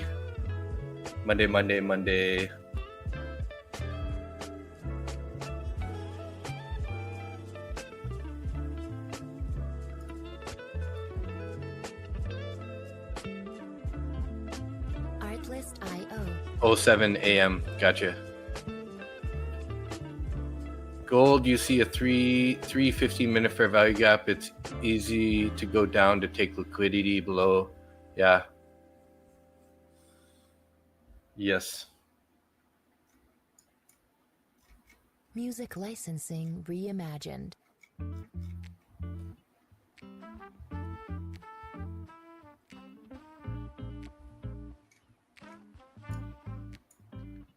Artlist.io.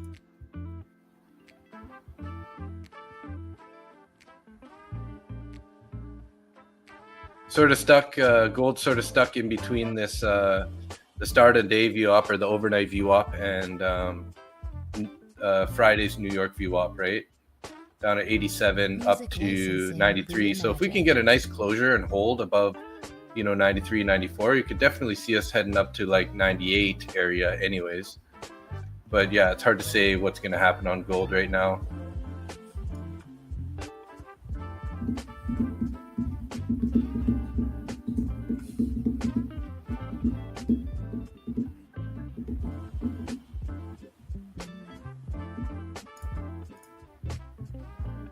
Artlist.io.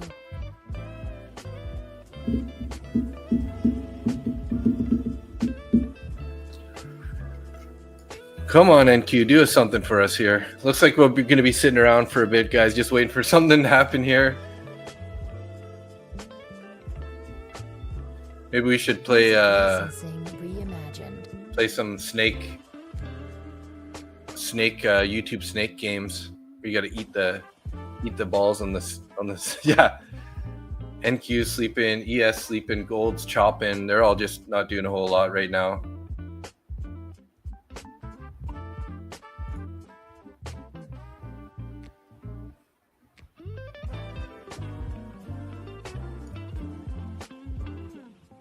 Artlist.io.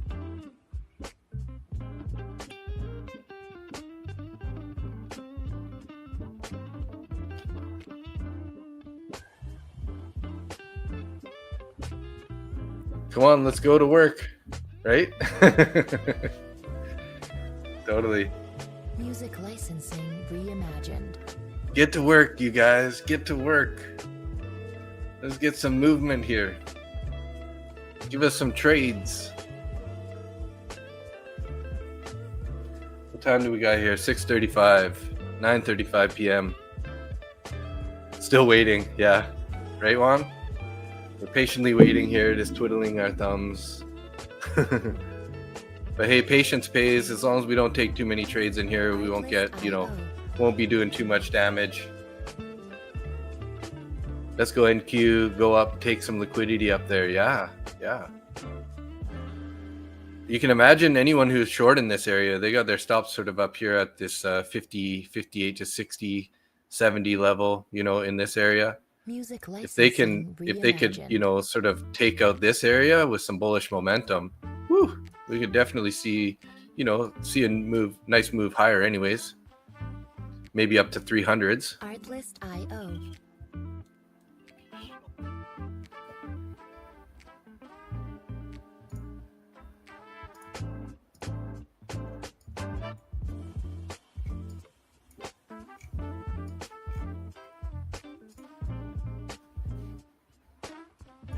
Music licensing reimagined.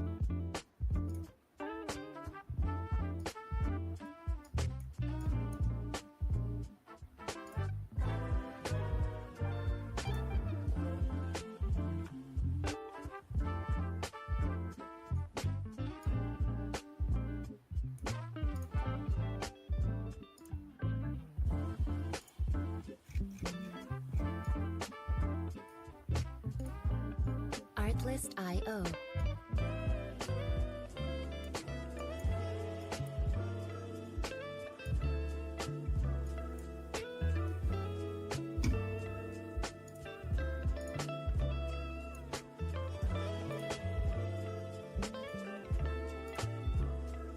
Music licensing reimagined.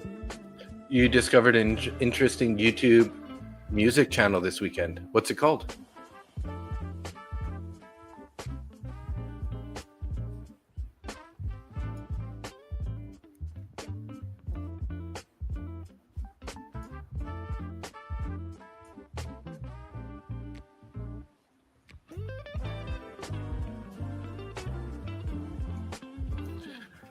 Okay, NQ's bouncing up here a little bit, guys.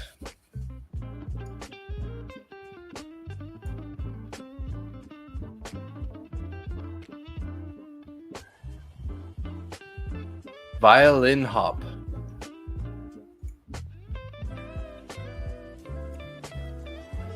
Violin hop. Reimagined.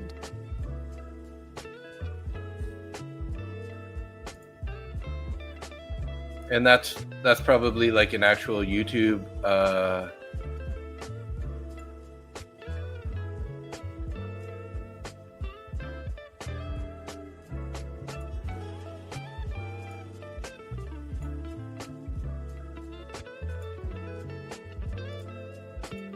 violin hop. Artlist.io. It's like violin hip hop or what? Violin hop.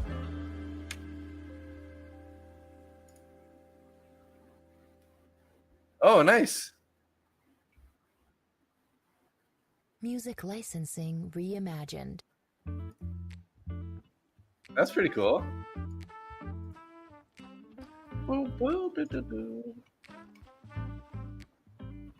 Artlist.io. Nice.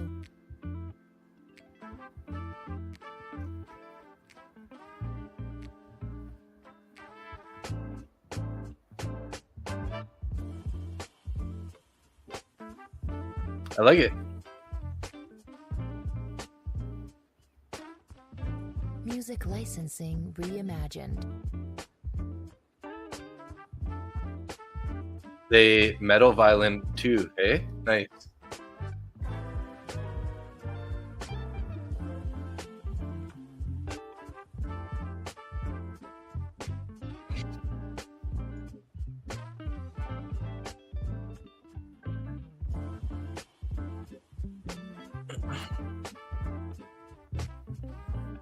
Artlist.io.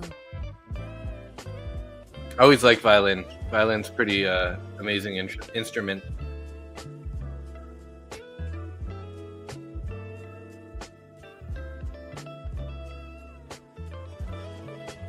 I really got to figure out how to get music on to the stream here from those types of channels, because I can play it through. I think I gotta hook up my iPad, maybe. Oh, my iPad's dead. Is it dead or is it just off? Let's see.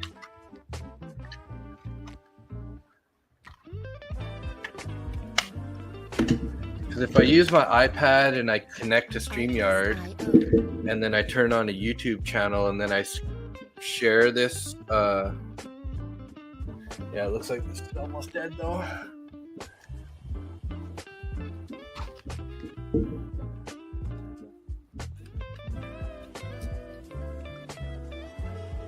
Music licensing reimagined.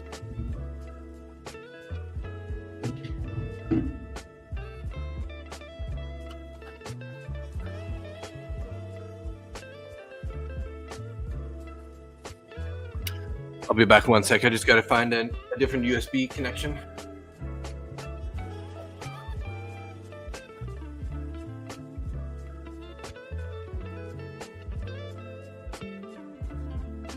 Artlist.io.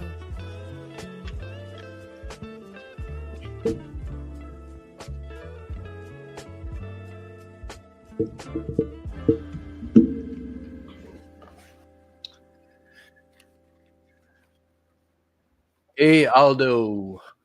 I don't know if I'm saying that right. Music licensing Aldo. reimagined. How you doing? Yeah, since we don't got a whole lot going on with the market, I might as well spend a few minutes right now and see if we can't Artlist.io. get this to work.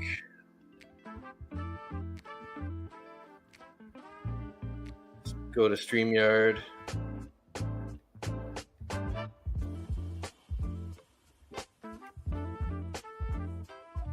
See what we can get to happen here.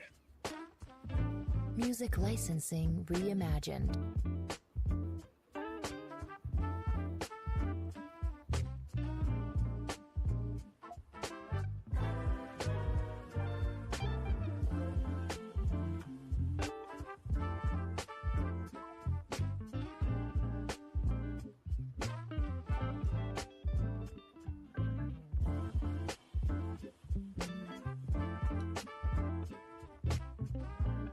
Artlist.io.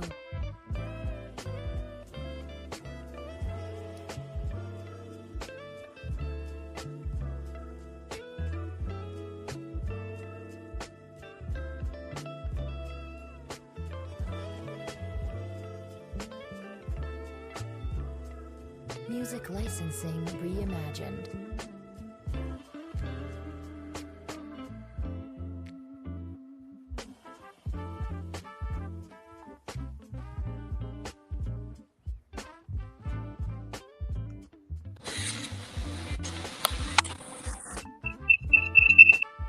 Oh my god.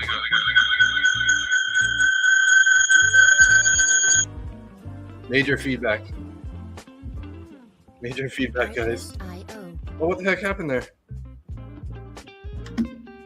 Huh. iPad died even though it's plugged in right now. Hey, good evening. I really want to get this other good music playing. That was so weird though. Licensing reimagined. I think I'm gonna have to let it charge a bit here before I play with it. The other option is I could go onto my MacBook. Let's try that.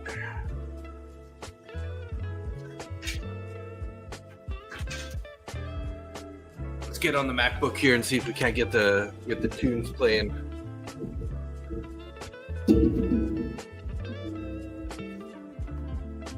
Artlist.io.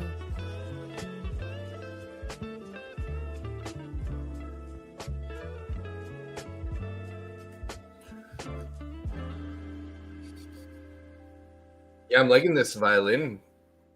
It's pretty good. The violin's just such a cool instrument. Music licensing reimagined.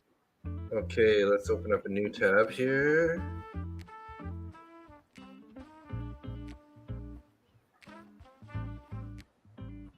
Artlist.io.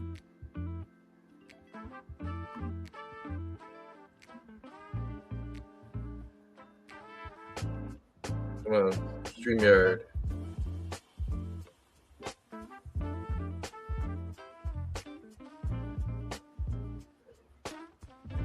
Music licensing reimagined. Where are you from, Aldo?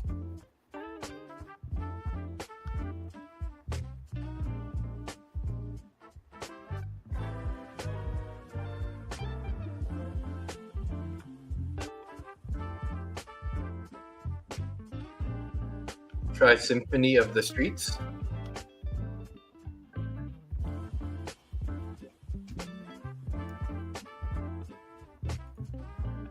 Artlist.io.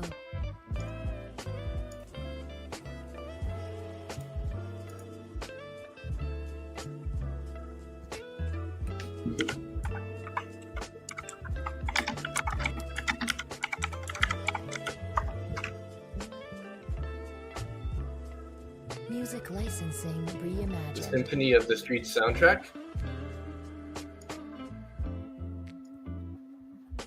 I've got it up on a new tab there.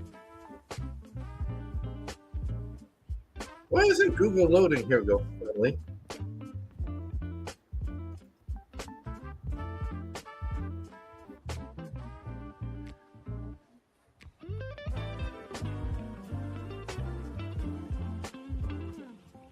Artlist.io.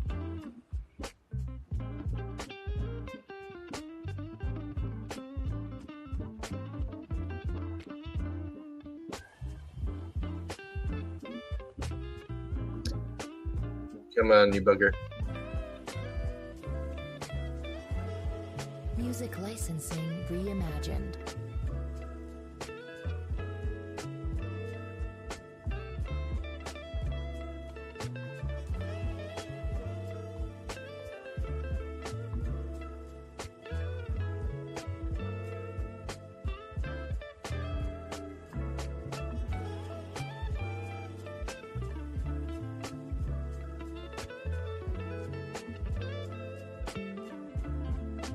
Artlist.io.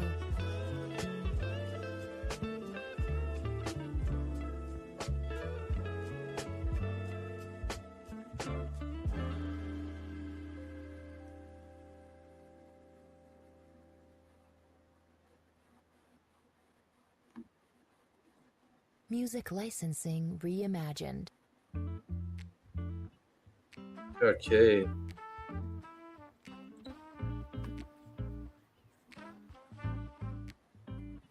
Artlist.io. Still nothing happening, hey guys.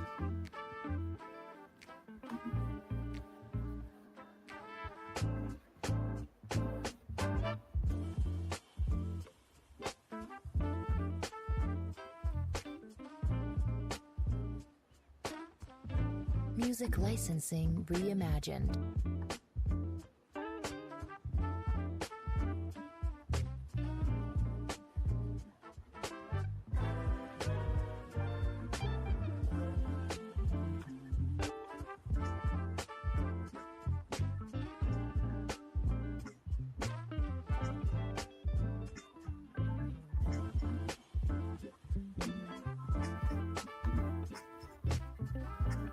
Artlist.io.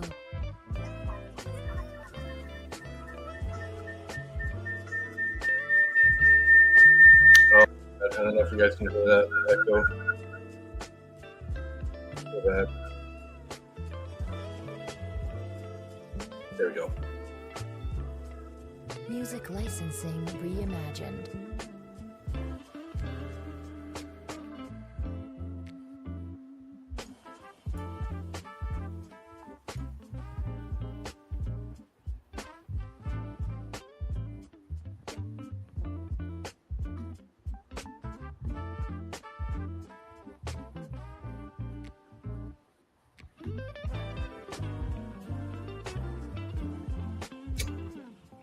Artlist.io.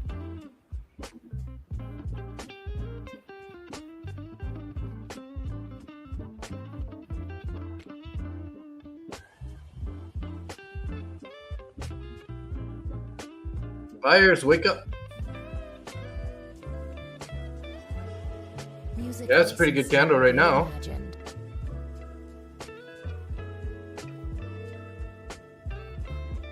Still, we got to get above that 250 level here. Would be nice.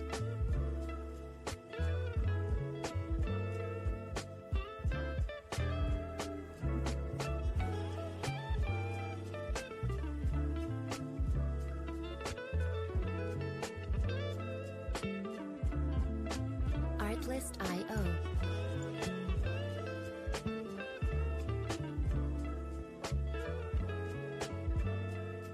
Oh, there you go. Starting to push up here.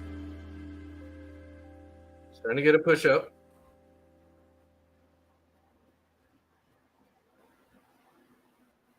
Music licensing reimagined.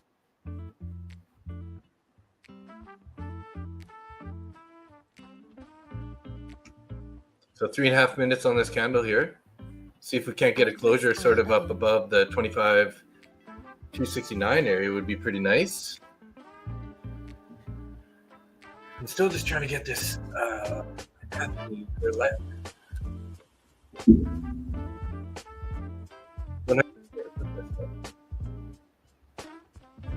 Music licensing reimagined.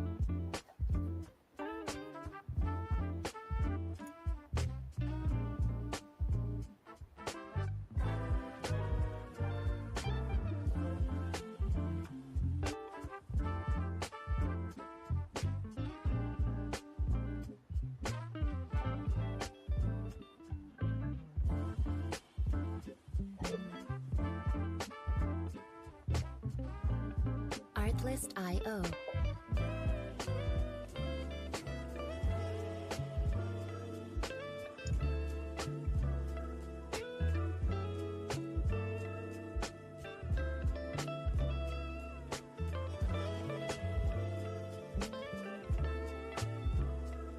Music licensing reimagined.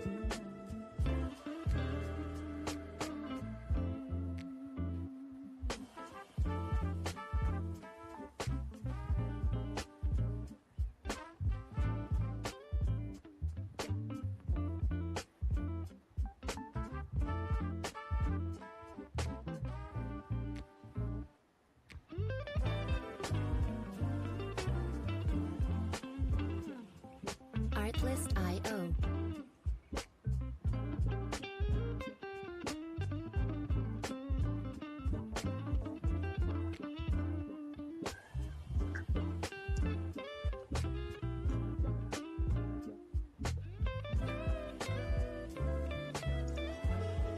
Music licensing reimagined.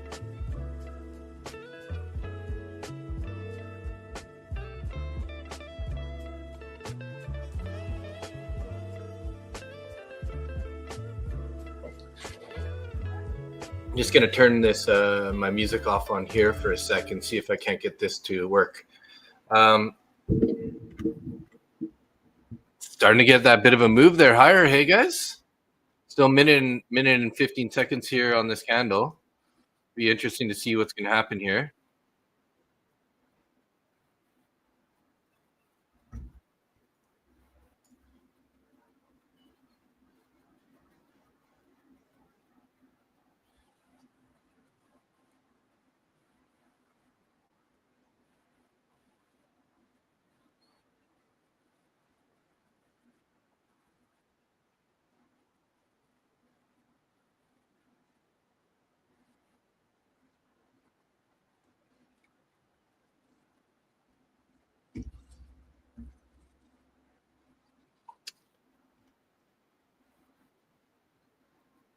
Okay, I wonder how do I share the. I gotta take my headphones off here for a second. I'm gonna try to see if I can share the sound from that other computer.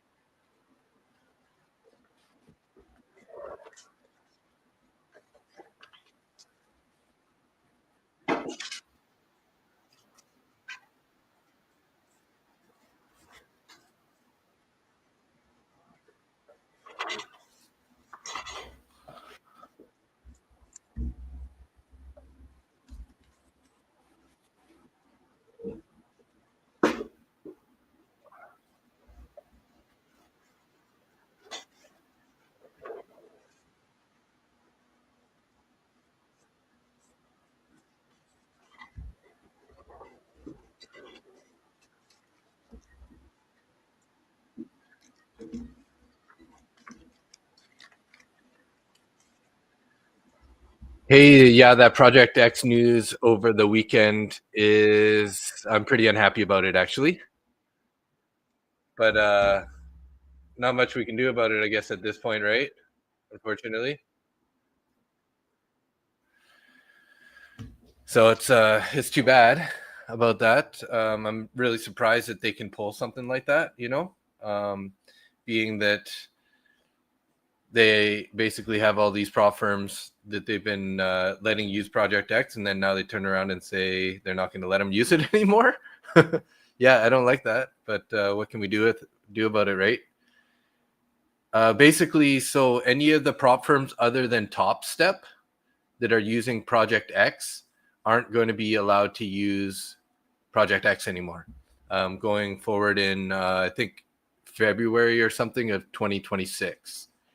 So I think currently you can still use it for a while, and maybe the current accounts that you have active, you can still use with it. But yeah, if the best way to do it is if you just go onto Discord, right, and go onto Top One Futures or whoever, if you're trading with somebody other than Top Step that is using Project X, go on there and they should have an update on there. So, like for example, let's see here. How could I share this to you guys? I should actually post this on my Discord also. Actually, can I copy this? Copy text, Discord.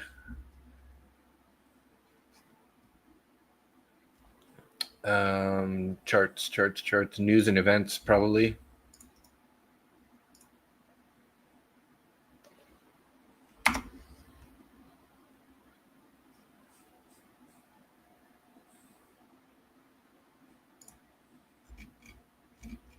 Well, that's too long of a text. What the heck? Yeah, so if you are using Top One Futures or any of those other firms, right, that have Project X, eventually you're going to not be allowed to use Project X through their platforms. So I think it's pretty crazy. Good thing most of them are moving over to, Trade-of-8 and or Ninja Trader. So it's not like you're not going to be able to trade anymore. It's just obviously if you really like, trading with Project X, it's a bit of a downer, right?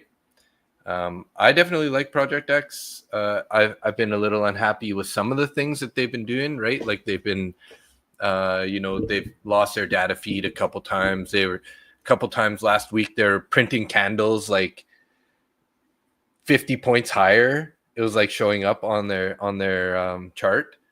They eventually ended up fixing that stuff, but yeah, it's pretty interesting situation with that whole, yeah, freaky situation there, guys. So gold's breaking down, guys. Gold is breaking down. Big push lower on gold there, guys. I'm actually in a short on gold. On my side chart here, I've been in it for a few minutes now. Currently up $80, $85. I got my TP down at 4,072. Almost getting there. We're 4,074. As you can see right here, I'm up about 95 right now. We're almost out of this trade here. Let's see if we're going to get tagged out. I'm not going to be a dick for a tick, so I'm going to bring this stop down here, put it right there. There we go. We're out. Let's close this real quick before we get tagged in. Okay. Beautiful. That was a nice little trade. So you guys caught the tail end of that short on the gold there. Heavy move lower, guys. Heavy move lower. So what did I take out of that trade? I think it was about 90 or a little over $100 on that trade.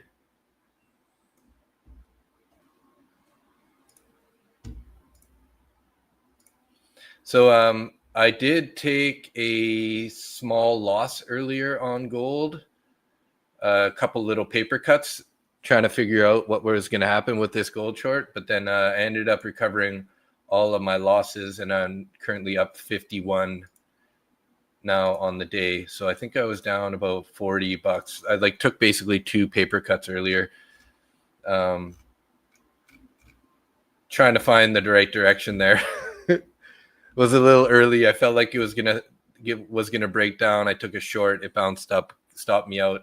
Tried to take a short again, bounced up, stopped me out, and then this one I was finally able to get in there for that short. So nice little runner there. Got my money back and then some. One of those ones where it's kind of like a B setup though until it starts going. I didn't really want to get anybody else involved in it.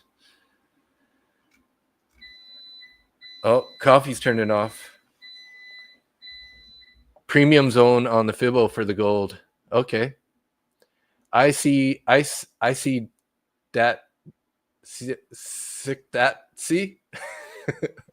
How do you say your name, man?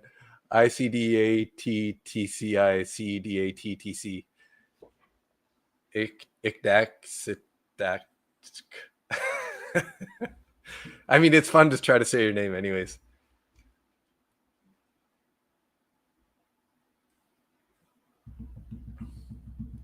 So we got 14 viewers in my YouTube channel here right now, guys. That's pretty all-time highs for the Butchers channel. Thanks for coming in. Looking, we're pushing up past the 50s, guys. Now 22 50s on the NQ. So, like I said, let's see a closure above this sort of zone here, and definitely looking nice and bullish. Oh, gold bounced there pretty heavy, guys. I got in pretty close to the bottom of that wick, or sold it. I sold it at 40.72. We went down to 40.70, and now we're all the way back up at 40.81. So, that was a nasty bounce. You took the big bearish candle on gold? Yeah, nice. So you're out. Good. Nice trade there. Johan. Let's fucking do it. Trader Cat 02. What up? I like that. I like the Trader Cat. That's a pretty sweet name. Try streaming both TikTok and YouTube. Yeah, it's a good idea. I should probably get a TikTok going, hey? That would make sense. You're still thinking gold will go down? It could, yeah, it could for sure. It quite often will do those. It'll create those big wicks and then, maybe bounce a little bit, turn a little bit green, and then turn around and head lower. I'll be back in 1 second here. I'm just trying to figure out if I can still get that music going on the other side. Trader Cat's going to do a short scalp on NQ around 25,293. I guess you're kind of looking at these previous wicks up here, up in this zone, I'm assuming. Seems like there's a decent amount of resistance. Yeah, I was thinking anywhere up around the 300s would be I was thinking if we could get a nice closure up above the 250s, we could try to take a long towards the 300s. But yeah, your idea is also valid. I would say if we could find some resistance up there around the 300s and then turn around and head back down.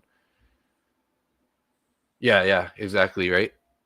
Pretty nice area. You can see there's quite a few wicks there that we formed resistance, sort of 78 to 96 area, a little bit less even. Yeah, 78 to 93 area. Now gold's putting in that first green candle there. So you can't trust the gold. Could be a higher low. But yeah, I'll be right back. One more sec, guys. Trying to get that music played here.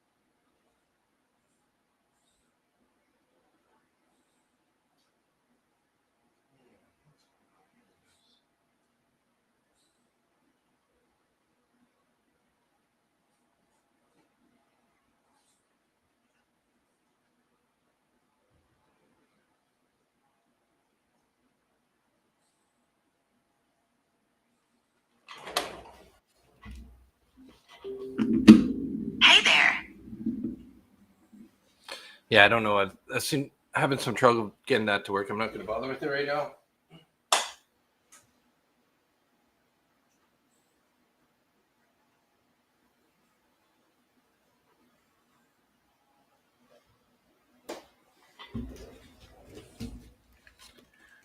We'll just stick with our in-chart media for now.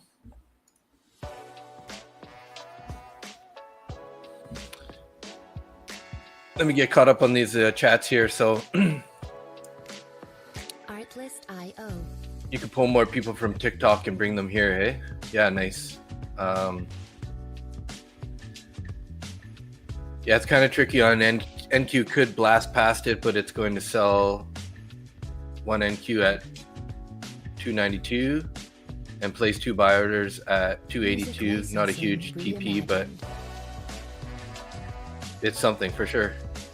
Is Lucid your number one prop firm? I've only traded take profit trader, but waiting to give another company a try and switch things up. Yeah, I like Lucid. That's my 2 firms that I use are Top One Futures and Lucid.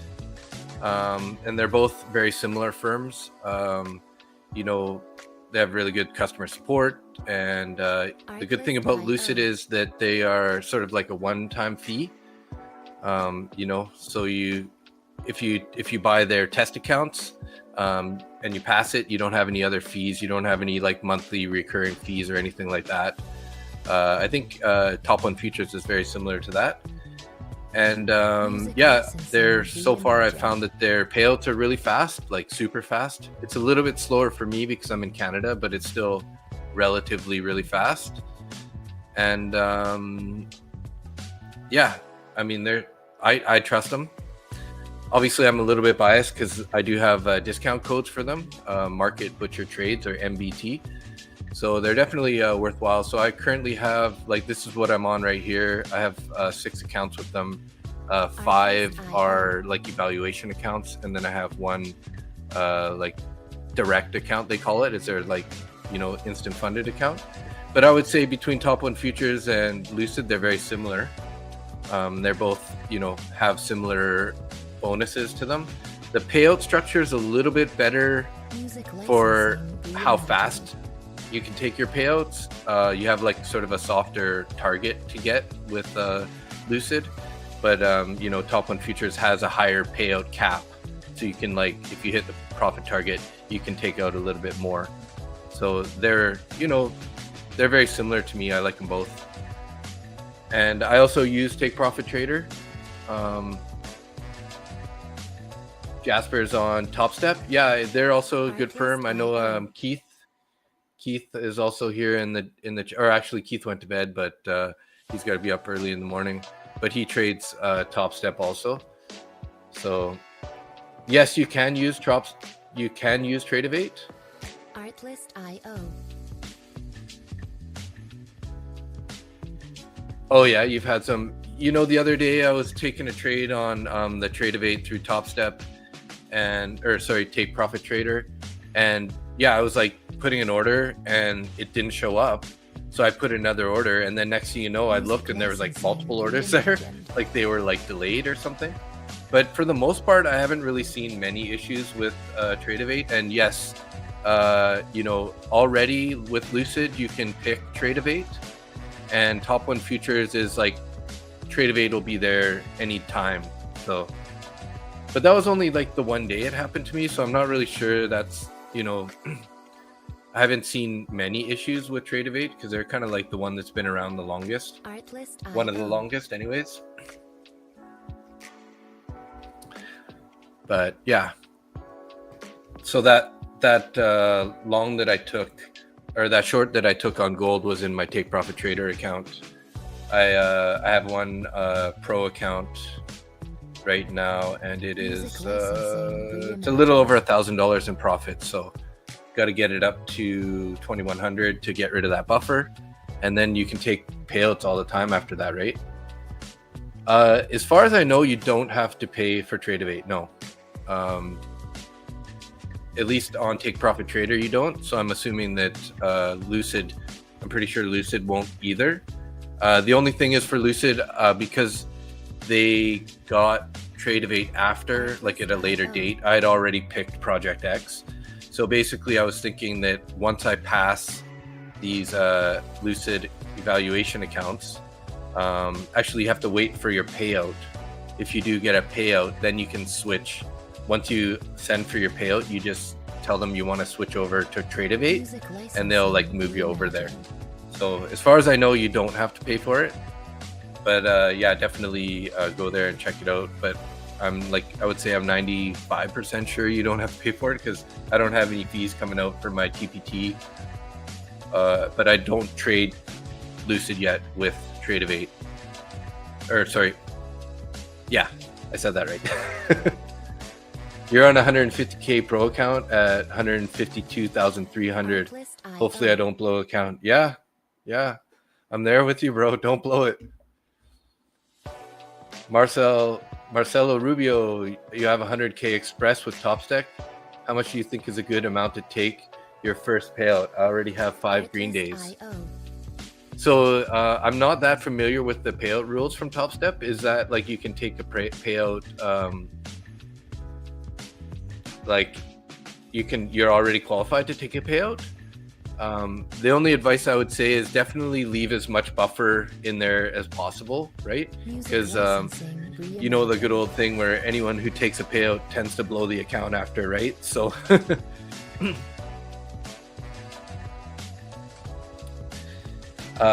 yeah, so yeah, you have to get to 154,500 to get a payout with the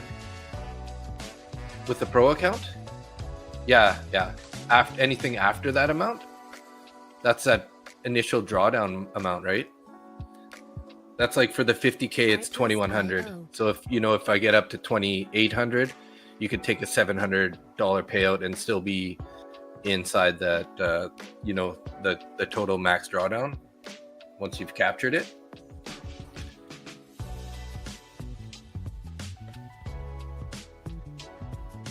Music licensing. Nice. Yeah. Okay. Yeah, because they have a 4,500 drawdown, right? And you're, if you were to pass an evaluation, something usually for 150K account's going to be like 9,000, right? If it's a valuation account. But since you're already in that funded one, you can take payouts from Take Profit Trader anytime you get past the buffer. And obviously I think there's a certain amount of trading days. There's so many prop firms, it's like hard to keep track of all the rules, right? So definitely spend the time and go through it and search and find out. Like, interesting. Hey, I put this little box up here and looks like we're just consolidating inside this little box area.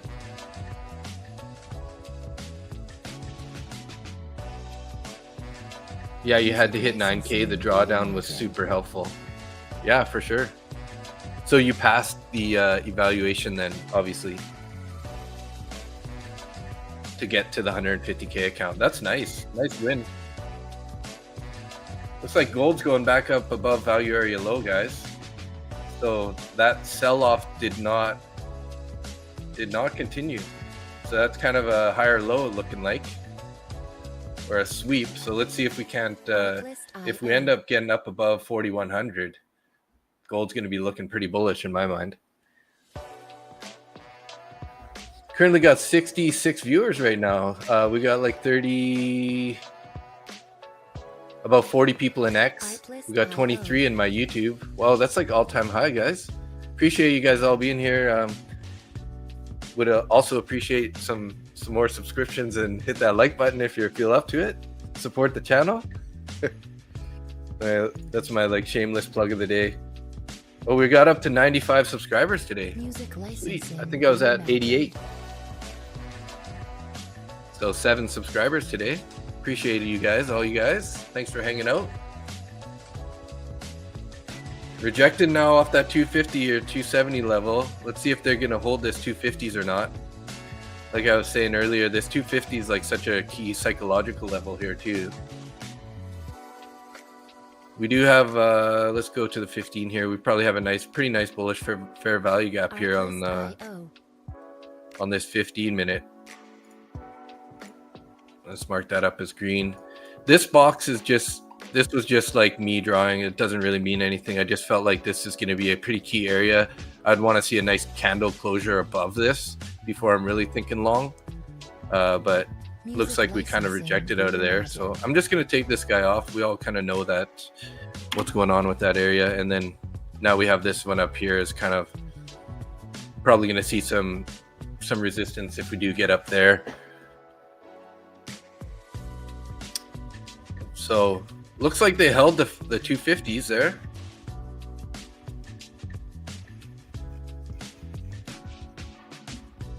So I've only taken, what did I take? I took 2 small losses on gold and that winner, and I took the one small long scalp. I got a 25K evaluation account that I won from like somebody else's stream. So I've been trading on YouTube now for maybe about 4 months, pretty close to 4 months now. So I'm relatively new on YouTube. So my trading journey sort of started back in like sort of 2018, 2019. I started trading like pennies. Well, I started trading Canadian stocks actually first. And then, you know, I was doing decent. And then I went over to the New York Stock Exchange, started trading penny stocks there. Sort of got my ass handed to me a bit. Lost a bunch of money, obviously, as most new traders do. Then I sort of moved into options, and I was having some pretty good success in that area. I was trading mostly like Tesla and Apple options. And then, you know, the whole COVID crash really hit me pretty hard. So I was actually long on Tesla and Apple when that happened. And, you know, I was in options and it pulled back pretty hard on me. And I was like, well, this is normal. It's going to come back, right? Well, as you guys know, it didn't come back anytime soon. So I ended up taking a pretty big hit then. So I sort of like stopped trading capital for a while. Like I was doing some paper trading and just continued my learning journey, and on and off traded, you know, through the 2020 and up until about 2024, on and off a little bit, not having too much success. And then in early 2025, in sort of the end of 2024, I started trading some stocks again. Was doing okay, made a little money, and then I noticed my good friend Randy, who I'm also like, we trade together, and my stream is also on his channel right now. He's been trading futures for almost a year at that point. So he's coming up on 2 years now. And that kind of introduced me into prop firms and to futures trading. And so I started trading my own capital in February on futures, in the futures area, where I was just taking, you know, trading one micro. Kind of ended up losing, I think that account I ended up losing about $600 over January and February, and maybe a little bit of March. And then that's when I was like, really started learning about prop firms and how good they are, especially if you want to learn and not put too much money in, a lot less risk, but a good return on investment. So in April, I started trading with Top One Futures, and about a month later is when I got my first payout. And yeah, and then, you know, I've been trading ever since then. And then about 4 months ago, I decided to go live on YouTube, just for, you know, transparency and for accountability. And since then, I've been having quite a bit more success. I'll give you guys a quick look at my calendar. For this month, this last week wasn't the greatest for me. I was green, you know, 600-700 on these days, and then ended up taking trades later in the day and giving it back. Still up 3,500 on the month. But my last month was quite good, you know, 7K there. Had a really big losing day there. I was copy trading. I hit max daily loss limit in 5 accounts, which put me at this $5,000 losing day. Other than that, it's been a really solid month, though. As you can see, lots of small base hit winners. I don't claim to be the best trader, and you know, I'm trading with pretty small size. Like, I don't really size up that much currently. I'm just trying to do that slow, steady grind while I develop my, you know, confidence and skills. But yeah, so that was a pretty good month, about 7K there. September was also pretty good, up 6,500. Pretty green month. Missed a couple days here and there, and some smaller red days throughout the month. So overall, since I started trading, my my months have been definitely a lot better. And you know, my style of trading is basically New York VWAP or the VWAPs. I use anchored VWAPs. I use value area levels. I like to trade initial balance levels.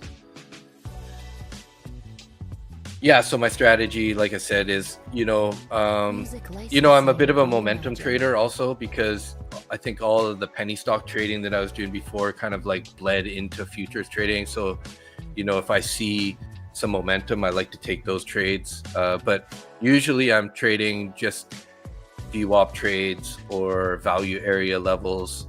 So if I show you here on my chart, I'll just put it NQ up here real quick. And I'll just show you. So like I usually put my value levels on. So value area high, the point of control, value area low. As you can see, like these end up being pretty important levels. You know, there's value area high. Previous days, value area high, lots of rejections up there, finding supports.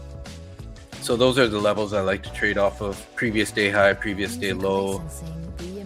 Sort of ICT concepts. I like fair value gaps, inverted fair value gaps, those kind of things as indicators on continuations, stuff like that. So I don't have like a super tight strategy. A lot of it is kind of discretionary, but I like to use those levels to see what happens at those levels. And then I use VWAP mostly just to say like, okay, well, we're clearly bullish, right? Or we're clearly bearish, and decide my trades from that point. So looking like we're getting a bit more of a pullback here on the on NQ, guys. Pulling back into this bullish fair value gap right now. Could be an opportunity for a long here down at the 25,240 area.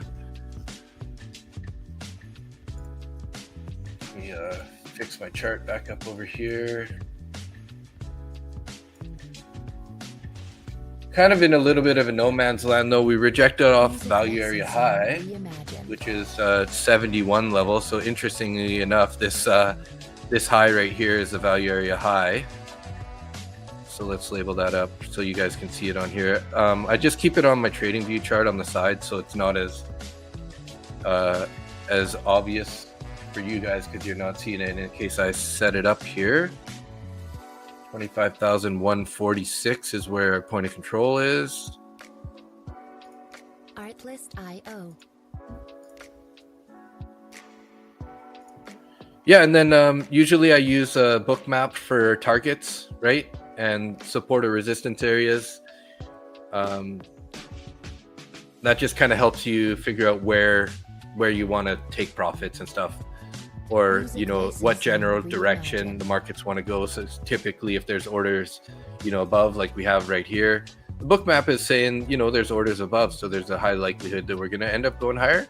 Obviously there's no guarantee, as you never is in trading, but typically that's what I'm looking for, you know, where are the orders, where is the draws on liquidity.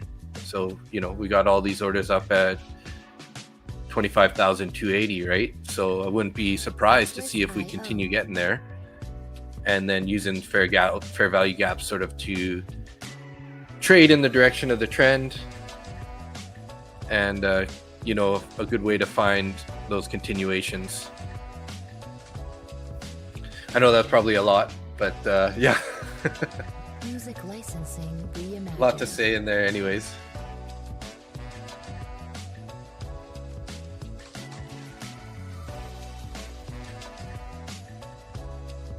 Let's see here. Let's do some calm breeze music here. Chill it. But yeah, thanks for everybody who is hanging out. Appreciate you guys all being here.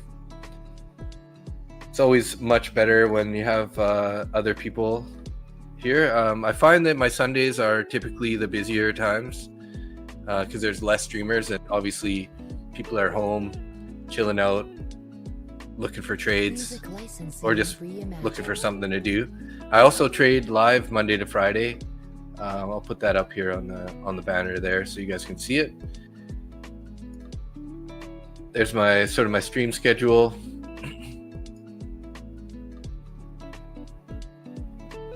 If I could only have 2 tools,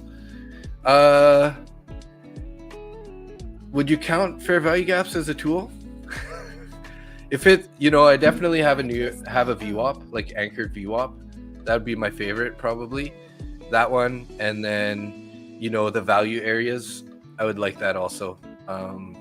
Those are probably my 2 key areas. So session volume profile would be the other one that I use. That's what I use to set my value areas. I don't know that I don't know that the fair value gaps are necessarily a tool, right? Because it's kind of like once you see the expansion on a candle, that's where the fair value gaps go. So, oh, you wrote a FVG script on TradingView. Nice. I use Nephew Sam, I think it's called, on my TradingView chart. Yeah, Nephew Sam, I think it's called, with the help of ChatGPT. Nice. That's awesome.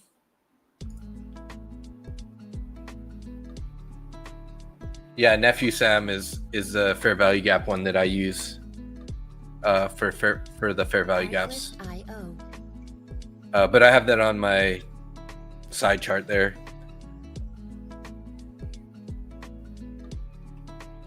So I would say I pretty much use the 3 main indicators, right? So I got the anchored VWAP and value areas, and then fair value gaps.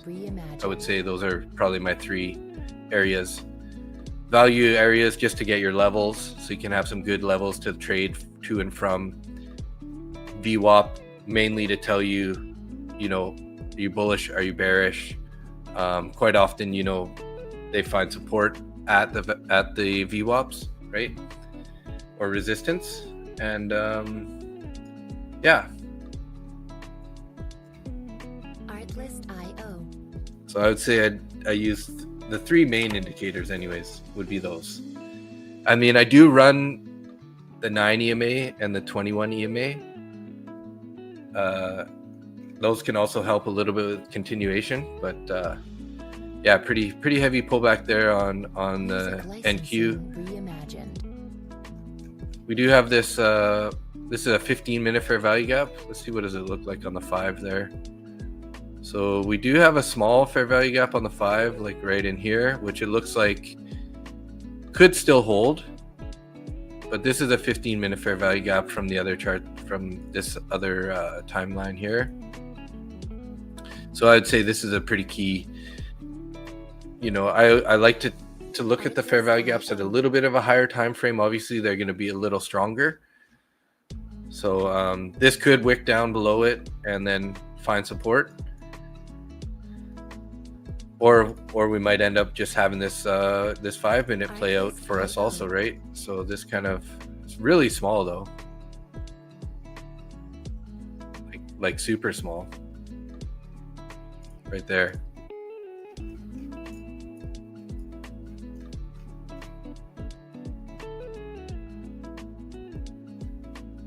Music licensing reimagined.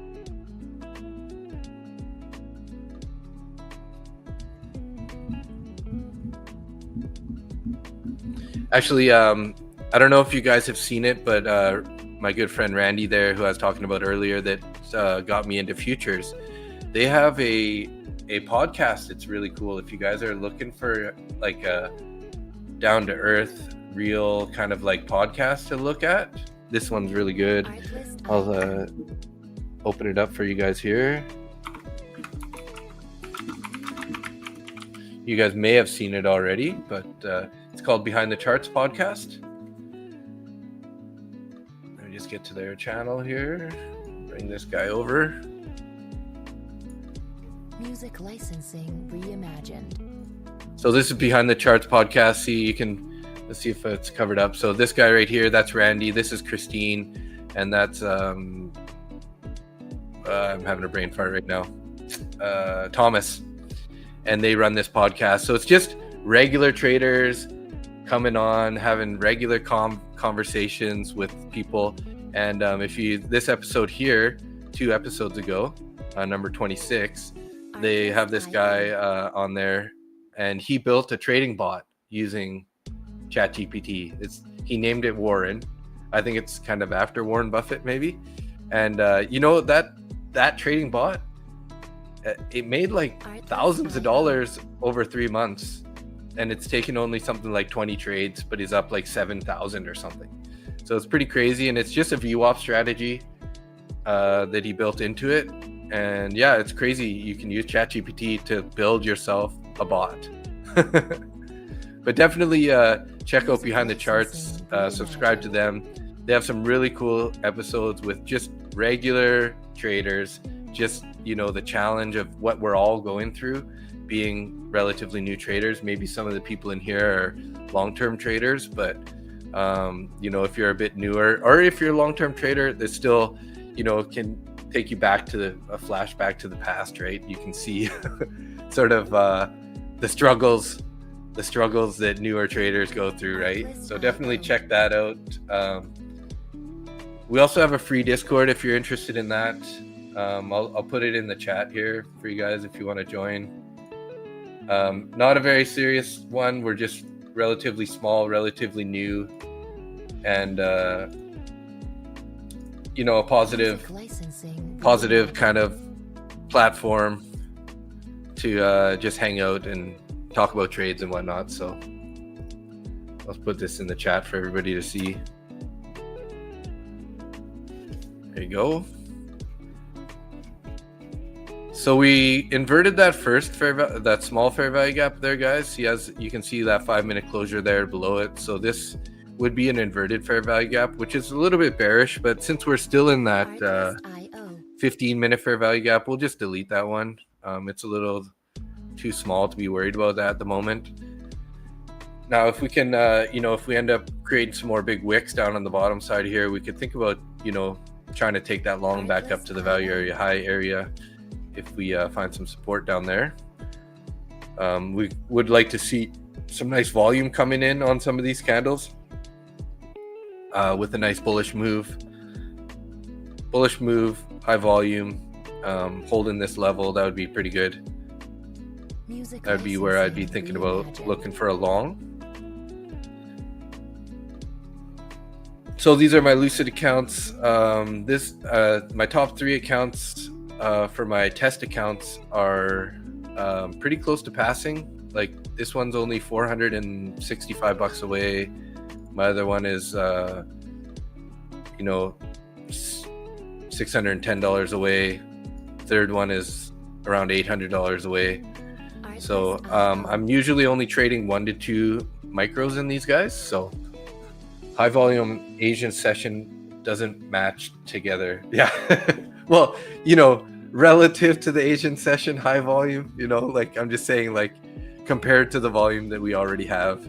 But yeah, I agree. Obviously, when you compare the Asia session volume, it's like 1/5 or 1/6 of the amount of, not even, maybe 1/10 of the amount of volume from the New York session. But I just mean relative to Asia, right? But you're totally right there, Johan. So gold sold off, guys. Formed that big whip, and now we're holding the all-time high view up. So I got an all-time high view up on there. I'll just show you here what it's looking like on my trading view chart. So this kind of like pinky white line is all-time high view up, and look at that, like how many times now we've held that. So obviously this is a pretty key level here. We can see, if we can see some nice closures below it, maybe we're going to head lower. We do have this fair value gap. What time frame are we on here? This is only a 5-minute fair value gap, but let's go to the 1-hour chart here and see what we got. So we got some bullish fair value gaps down there, previous day low on the 1-hour chart. Look at that, hey? Previous day low, came down, found support in this 1-hour fair value gap. So this is a pretty key level though, 4,077. Keep an eye on that one.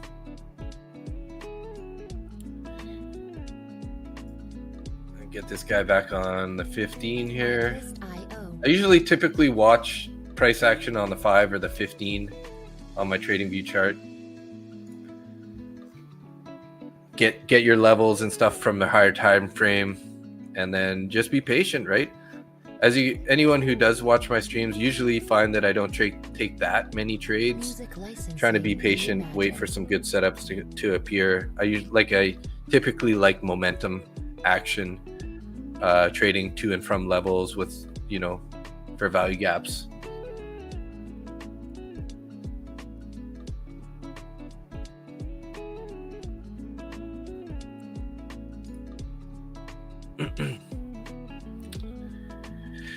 I'm just gonna warm up my coffee. I'll be right back.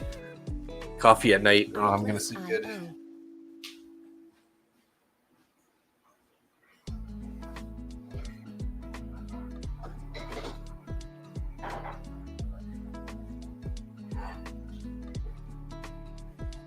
Artlist.io.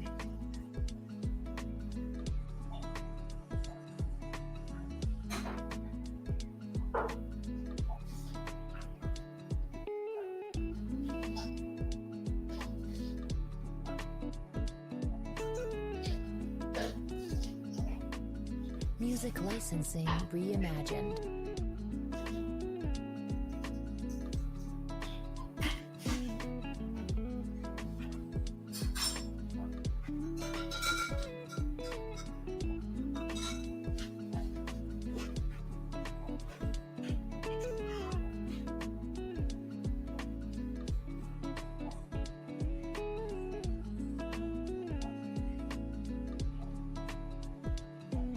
Artlist.io.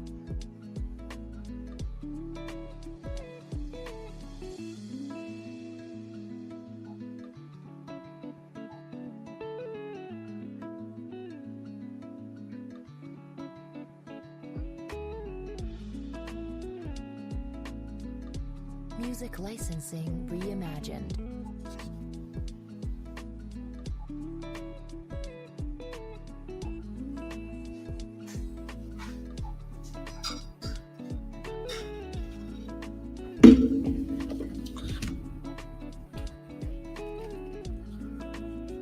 Looks like we're finding resistance at that 250 level again there, 25,250. Not ideal, not ideal. So gonna have to see what happens here. Just being patient right now, waiting for some sort of action to happen. There we go, starting to get a bounce here. Got 2 minutes left on this candle. Artlist.io.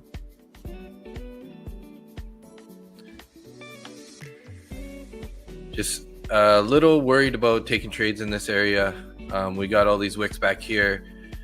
Again, would like to see a nice closure above it. We're going to continue to get some continued momentum to the upside. If not, this thing might be looking to roll over soon. I haven't had my creatine on the day yet, so I figured let's skip the coffee and go with an electrolyte creatine drink. If you guys don't know, creatine is really good for your brain. So if I usually drink creatine every day to help with brain function, so we can be sharp on our trading. You're in on NQ and S500, but should go to bed. Yeah, Johan, it's getting pretty late for you. Okay, we're starting to take that 250 area. Music licensing reimagined. 58 seconds on this candle. Let's see how this candle closes here.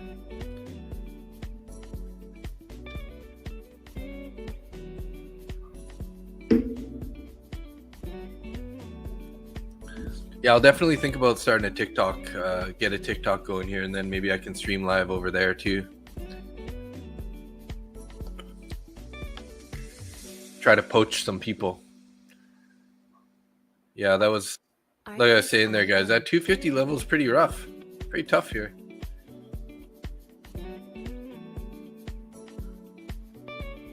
Basically came back down 10 points from that 50s. 15 seconds on this candle. What time do we got? 44. Let's take a look at the hourly candle, see what it's looking like.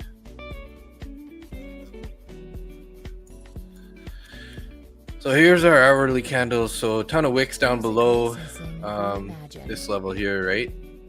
25,170. We might get an indecision candle here.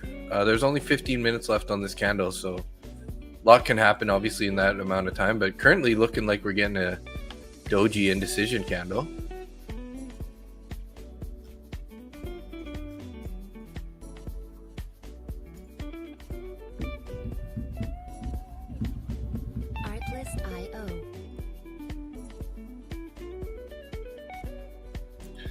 Thank you for all the likes there, guys. Appreciate that. We got 17 likes on the stream right now. Much appreciated.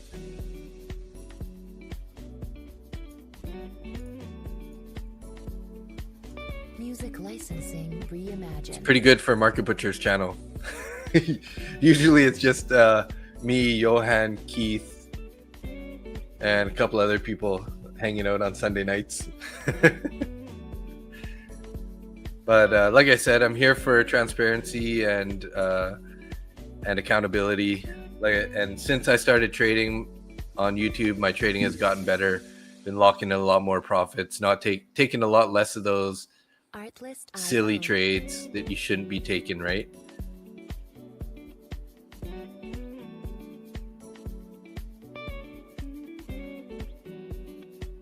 Artlist.io.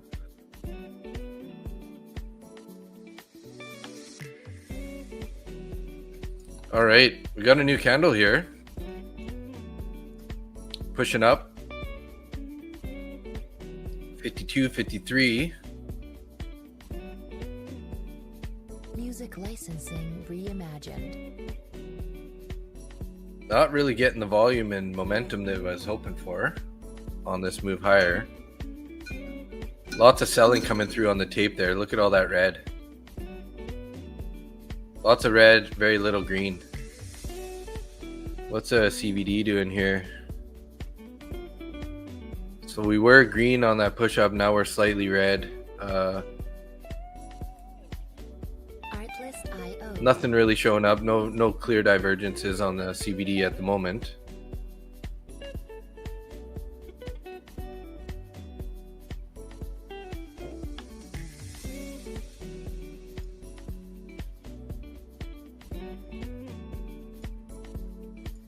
Music licensing reimagined. Right at that 54, 55 level here. 2 minutes left on this candle here.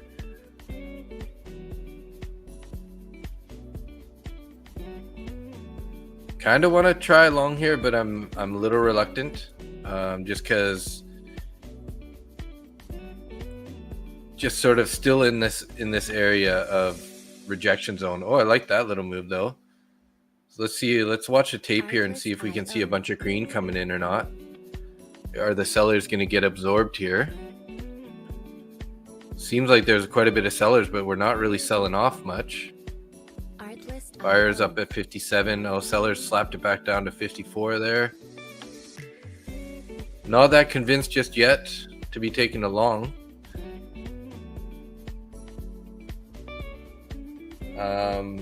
Because we have value area high up there, right?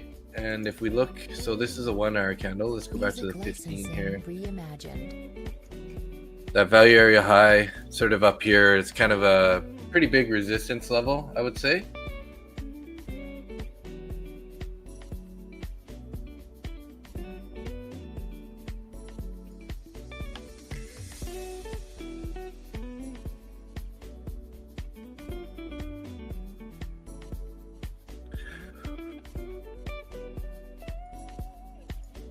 Artlist.io.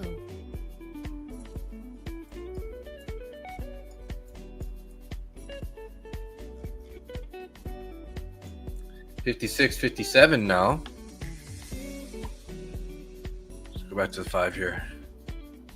27 seconds left on this candle. See, not really getting any move higher here.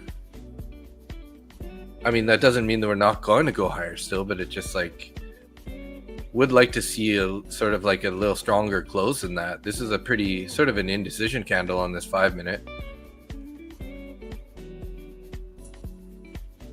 It's not looking that strong to me at the moment.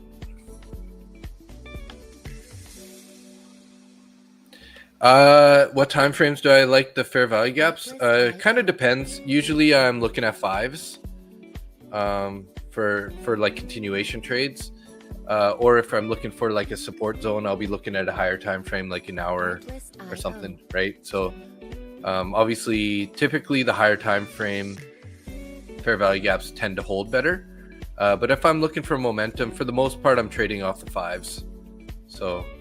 Wow, that was a pretty nice green on the tape there, guys. We're on this new candle here. Let's see if we can't take this high nicely. Could think about trying to take a long here. This is in my 6 Lucid accounts. So I'll be pretty tight on this if I do take this trade. I'm not looking to... just not liking how we keep getting these rejections up here, right at this level, right? This 55 area. 255, 250 to 255 area. Pretty tough right now. Artlist.io.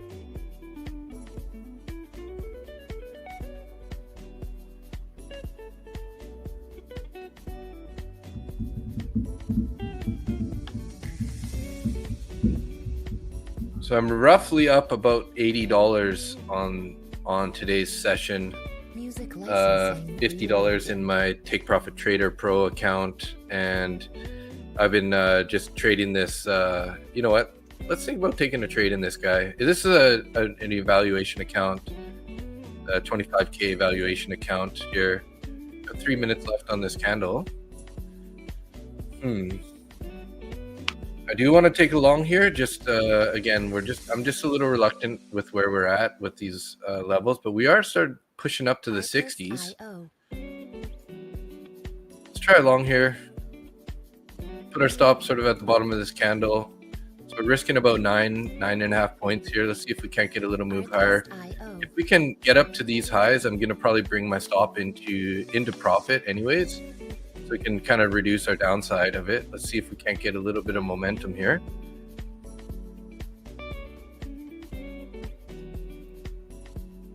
Let's go 12 points here on the top side. If we can see if we can get a little pop past the top of these highs here. Don't mind getting out right away with a little quick scalp like that. Let's see if the bulls are in play here or not. Sorry, I'm going to turn my mic off for a sec. My mom's just calling me.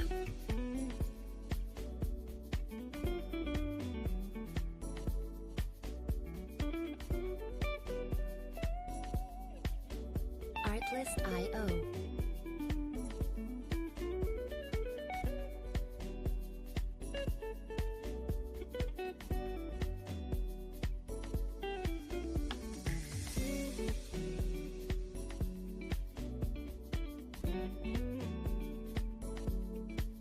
Music licensing reimagined.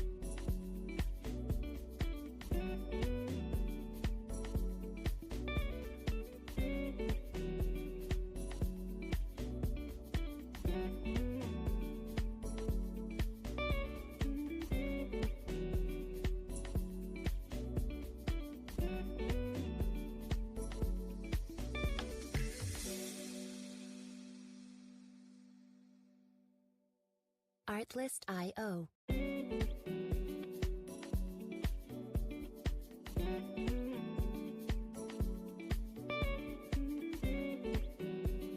Sorry about that, guys. Turns out my mom doesn't know where her keys are, so she can't get into her house. So she's gonna come get the key from me. She was out watching the football game. I don't know what happened there. Anybody knows what happened with the Grey Cup game there? Well, is that the end of the move here, guys? Uh-oh. We hit that 25,267. Now we're, look at that, we're coming back down now. Shoot, should have been a little more aggressive here on taking those profits. My mom decided to call me right at the Riders won. Woo! That's awesome. Not looking good for me now, guys. Should have been Montreal lost, eh? Yeah. Should have been a little more aggressive on my stop there. I mean, doesn't mean the move's over, but there's a good chance we're gonna get stopped out now. I think with this trade here.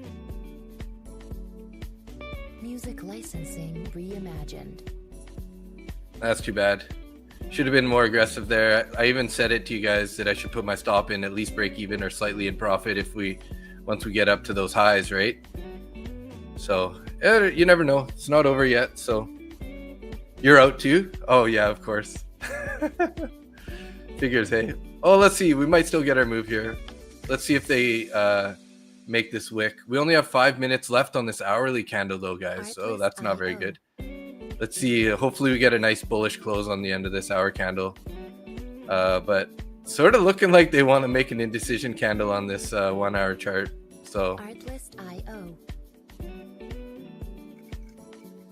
I should probably just cut this trade now. Oh, there we go. Nice little bounce there. They took that 50-60 level again. See if they can't get a little more momentum here. Like that little buy there. Like that strong bounce into the buyer there. 9 times 2. Basically, I would be break even on the day if in this account, if we end up stopping out here, right? $18 times 2 is 36. So I'd be slightly red if it comes down and stops us out here. But if we start ripping up with some momentum here, I might even consider adding to this trade.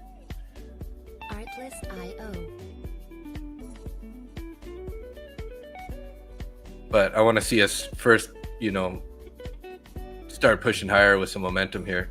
I did like the way that we bounced up there pretty hard on that, whatever, there was a buyer there that kicked us up, but lots of buyers sort of at the 60 level right now. Music licensing reimagined. You can see it on the tape. When we pulled back there to the 60s, they bought it up pretty quick. Let's hope that they close this candle bullish, this 1 hour candle. But hard to say. Pretty bullish candle so far. Let's see. Come on, buyers. Let's step in here. Running out of time on the close of this candle. Artlist.io. Don't really like to be in the position here on the close of the 1 hour candle, because they usually like to do some manipulation around this time. Let's see. Hopefully these guys are still here at the 60s. Let's hope these buyers are still here on the 60s. 3 minute. Do you have a tiny fair value gap on the 1 minute here? Music licensing reimagined. Not looking very good right now though, guys. They don't want to let it go though. Those buyers are still there. Thinking about just stopping this out, break even here.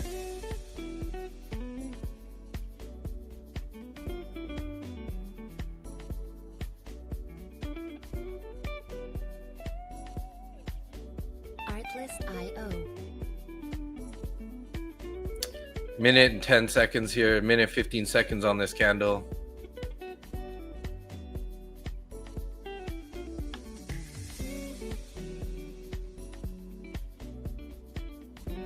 I kind of wish I wasn't on the phone with my mom there. I would have been a little more aggressive on the stop loss, pull the stop into profit there on that candle. It's not over yet. It's not over yet. These buyers keep holding this 60 level, but we need them to pop it up here. We only have 1 minute or so, 46 seconds left on this hourly candle. Let's see though, maybe they're gonna pop us up on this start of this next candle. If they can close it up here pretty nicely, that would be good. We got about 30 seconds left on here. 1 hour.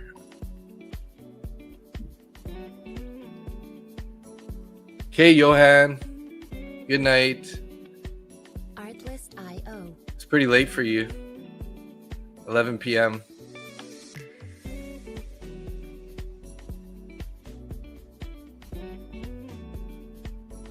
Come on, buyers. Let's go. 6 seconds here on this candle. Pop it up. Couple more points. Music licensing reimagined. Show us some love. Show us some love here, guys.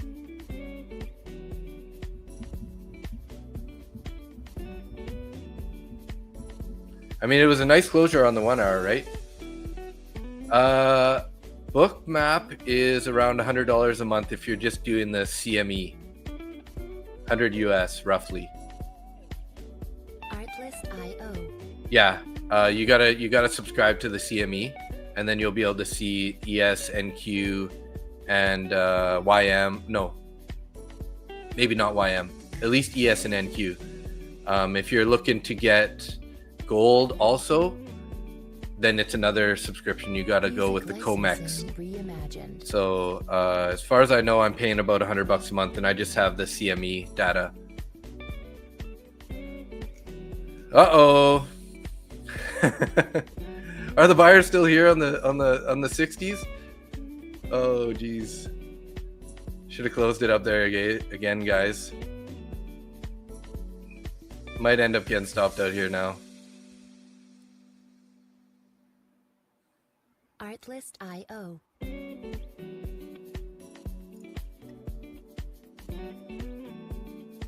Let's put some happy music on and let's see if it helps.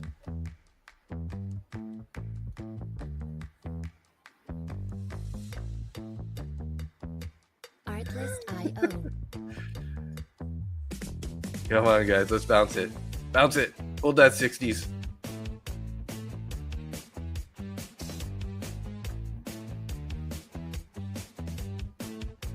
Some buyers still at the 60s, but are they going to hold it? I don't know. Music licensing reimagined. Do I think it's worth it? It's definitely worth it because you can see typically where the draws on liquidity are. It's not something that you're going to instantly, like, it takes a little bit of time to get used to it, right? So watching it, so, you know, I wouldn't put too much emphasis on your trading with regards to Bookmap right away, just because you kind of have to like learn it a bit as to how you know, you just got to watch it for a while. So I would say, you know, you can use it for targets on your levels, right? So for example, on the NQ right now, we have orders up at, you know, what is this, 67, we have some at 75, and we have some at 80. So I have my orders here front running the 75s on the book. And because we have orders up there and it's pretty dark below, that's typically kind of telling me that the draw is pretty likely to take us higher. That's the way I'd be looking at it. So usually when it's dark, it's not really going to go that direction, right? Typically it wants to go to where the orders are, the markets are efficient, and they like to, you know, take orders, and they like to rebalance areas where there's not a whole lot of orders being traded. That's why fair value gaps typically work also, right? That's that whole market efficiency thing. Artlist.io. But yeah, so if I take a look at the book right now, right, we see orders here 25, we got 15 up at 75, and we got some up at 80. So there's a good chance we're going to head to 80 just by looking at the book, but nothing's really guaranteed. I would definitely, like I said, or just, you can also get free live streams, like for example mine or anyone else's, and you can see what's going on the book without having to pay for it, and just watch it, just see how people are using it to trade. But yeah, I would say it's definitely worthwhile to have it. Really gives you those targets that you can shoot for your TPs and whatnot, and typically helps you, you know, decide which direction the trend is going to be taking you just by where the orders are. So I feel like we're gonna pop here pretty soon, guys. If we're gonna pop, if not, we're gonna head lower here.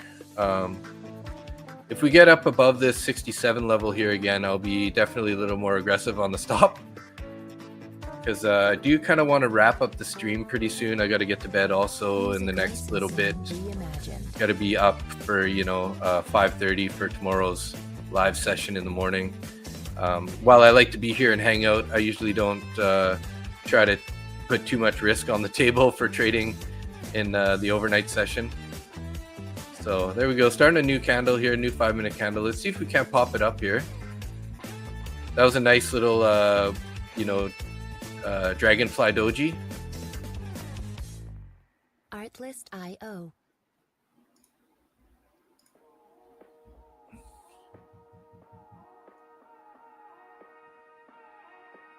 I don't know if my mom was just knocking on my door. Artlist.io. Should be here already. I'll be back 1 sec.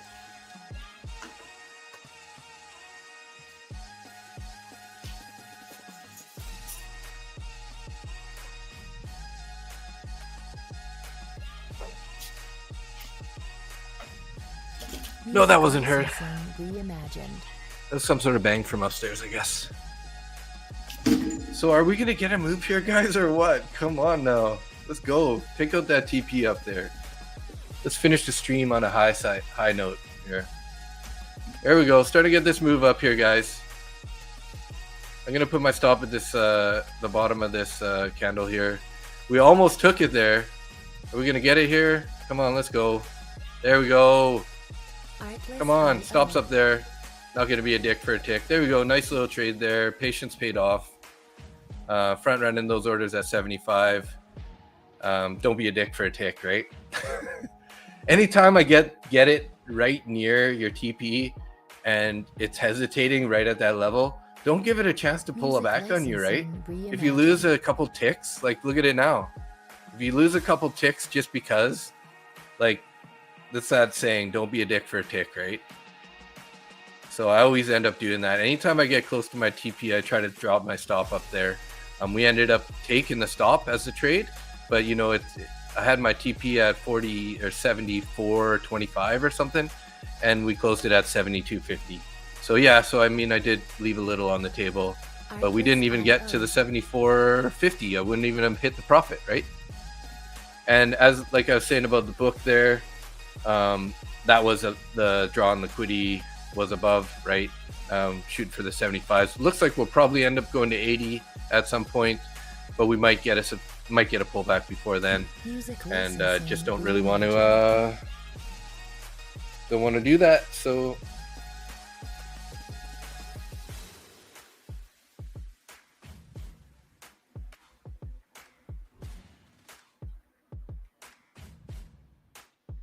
I think my mom's here. Just I don't know if she's at the door or not. I'll be back 1 sec.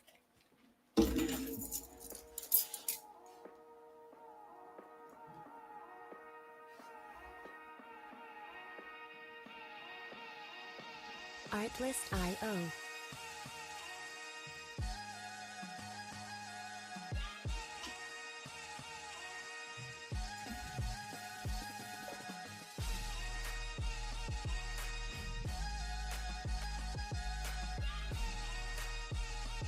Yeah, she's at the door.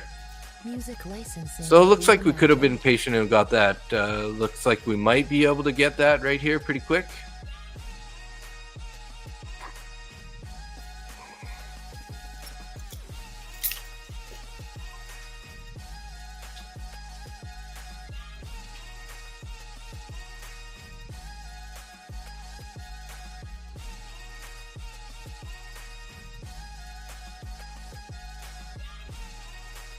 Artlist.io.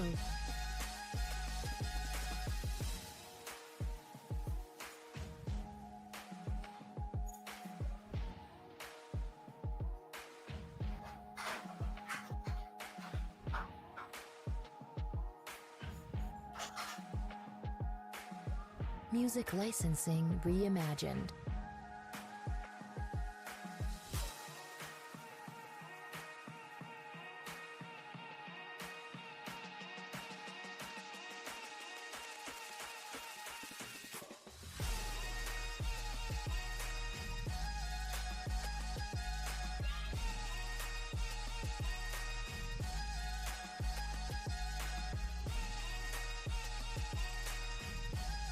Artlist.io.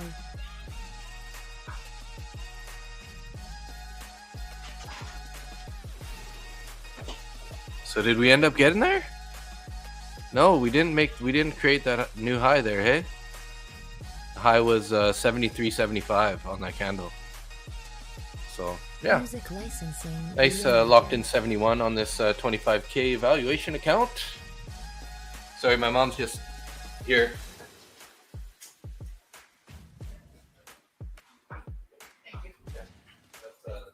Okay, good. Yeah. They won, eh? Yes. It was so good. What was the score in the end? 25-17. Nice. It came close, like they almost Yeah, that's the scored. Yeah, they almost did. Artlist.io. Remember that we had tickets? So I had halftime. We called the tickets. They were on There's a couple over here on that. This is girls who shares them. Music licensing reimagined. And she wanted to buy them.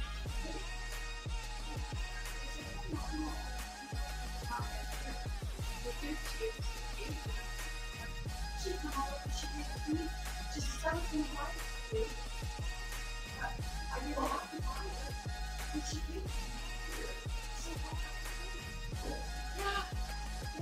So the lady who had that beside us, Artlist.io. great for that. Yeah, take a picture of it. Recap on it. Yeah, thanks. Yeah. She gave me the money. I was like in tears. I was like, are you kidding me? No, I want you to have it. I know you wanted it so bad. Isn't that amazing? Yeah. Music licensing reimagined.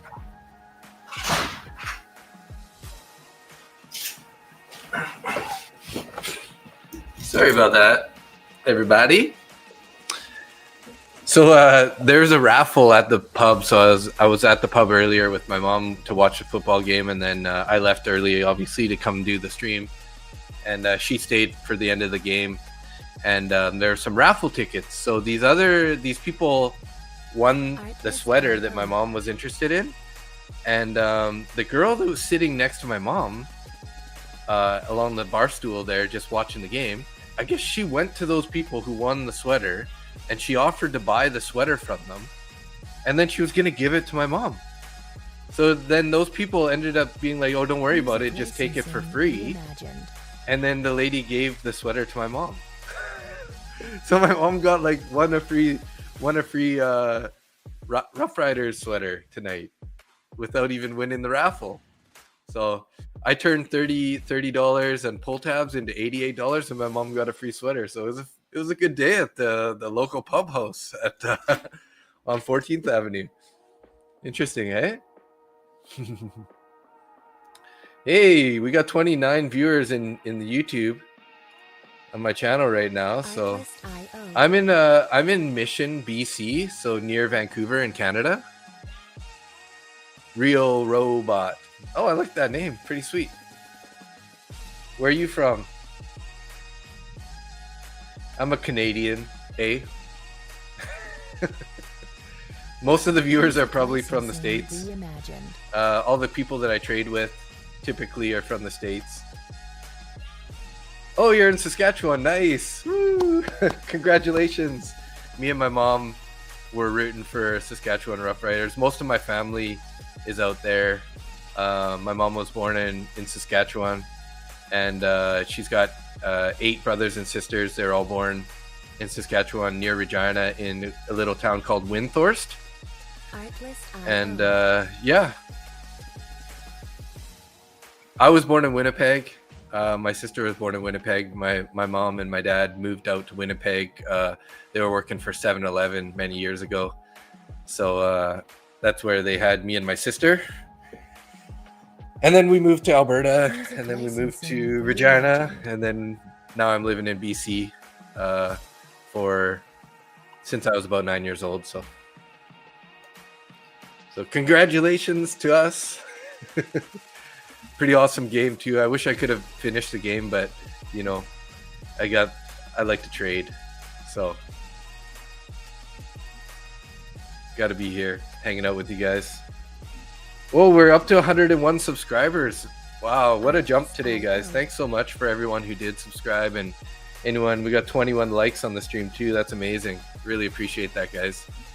It's been a slow grind on this YouTube channel. It started about 4 months ago, and you know, I remember when I got to like 10 subscribers, I was like, wow, getting there. Music licensing reimagined. But yeah, so thanks a lot for everybody who did subscribe and hit that like button. I appreciate it. Just helps get the algorithm. That's why, you know, for example, we have a few more viewers today than we typically normally do. I think this is the first time I've ever had, you know, like 28 to 30 people watching the stream at once. So thanks a lot for that. I'm glad I could at least find a decent trade here with you guys. Small size, but it's a winner regardless. I do trade pretty small, just trying to build those buffers, get those accounts passed into funded accounts. So today, what I made 71 here, and I made 59 on my Take Profit Trader account. Took a short on that sell-off on the gold earlier, sort of at 10 p.m. East Coast time, that big sell-off candle. Yeah, so, you know, I'll probably stick around for another 15 minutes or so here, and then we'll wrap up the stream. I do gotta get to bed for tomorrow's New York Open. I do stream Monday to Friday in the mornings also. Don't really expect many people to show up for that because there's so many more well-known traders out there than me. So those sessions are usually pretty quiet. I trade with the good trader. His name's Nick. He copy trades a crazy amount of accounts all the time. Like I'm talking, I think he has like 70 to 100 accounts at once. So he uses Trader's Post, which is a copy trading account. There we go. We're getting a little more breakout here, guys. We're heading up to those orders at 80. Looks like we got some more up at the 300 level now. So, you know, looking like we're going to continue this move here higher. Usually I just order these. If I put this on here, I'll just put orders.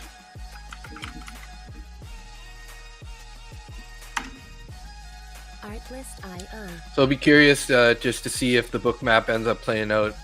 Almost got those orders at 80. Well, the high of this candle was 78. A couple ticks away. That's why, like, if you're ever targeting, you know, levels on book map, definitely put your take profits like slightly front running them, right? And like the way I managed it, don't be a dick for a tick, right? So if you're getting close to those TPs, say you had your profit target at 79, you know, drag up that stop, get it in there, lock in that close to TP, right? You might give a few points back, but you never know. This could be the turn point, right? This could be the turnaround area. You never really know with these markets, so don't be a dick for a tick. Lock in those profits. Artlist.io. ES has been doing a similar sort of slow grind. I think I typically like to trade NQ in the overnight session just because we do get a little bit more fluctuations, a little bit more moves, right? ES is just such a slow grinder.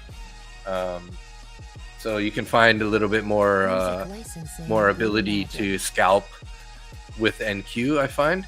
But then I usually try to stay away from NQ during New York hours because you really have to have huge stops in NQ. And I'm not willing, or I don't enjoy risking, you know, 30 to 50 points on an NQ trade.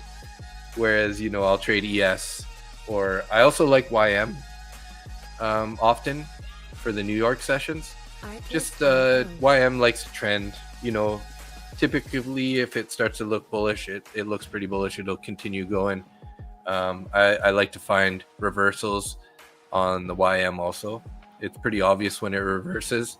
Not always, but quite often it'll just start rolling over or, you know, curling back up again. And that's kind of the reversal times. So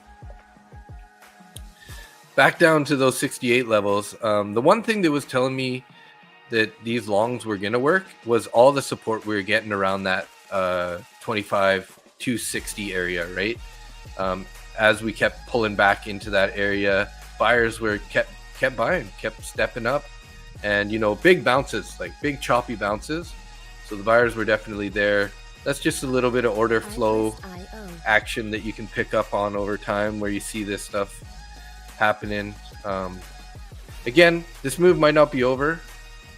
Sometimes people will put a sell order, like front running some of those orders up there, because quite often we'll get close to it and then pull back down, right? Which is kind of what happened there. But look at that. Looks like we're heading back up there now. I probably won't be taking any more trades tonight, guys, just so you just full transparency. I'm happy to lock in, you know, 70 and 60 basically. So 150 on the day. You know what? While we're here and sitting around, I'm just going to export these trades real quick to my TradeZella. It's my trade tracking platform. So this guy is actually, I don't even upload this guy. Never mind. This is one of my evaluation accounts. So I'm going to upload the Take Profit Trader account though. Let's see here, reports, orders, today's download CSV, and TPT Pro. So I'll only end up being logging this $59 winner for the day.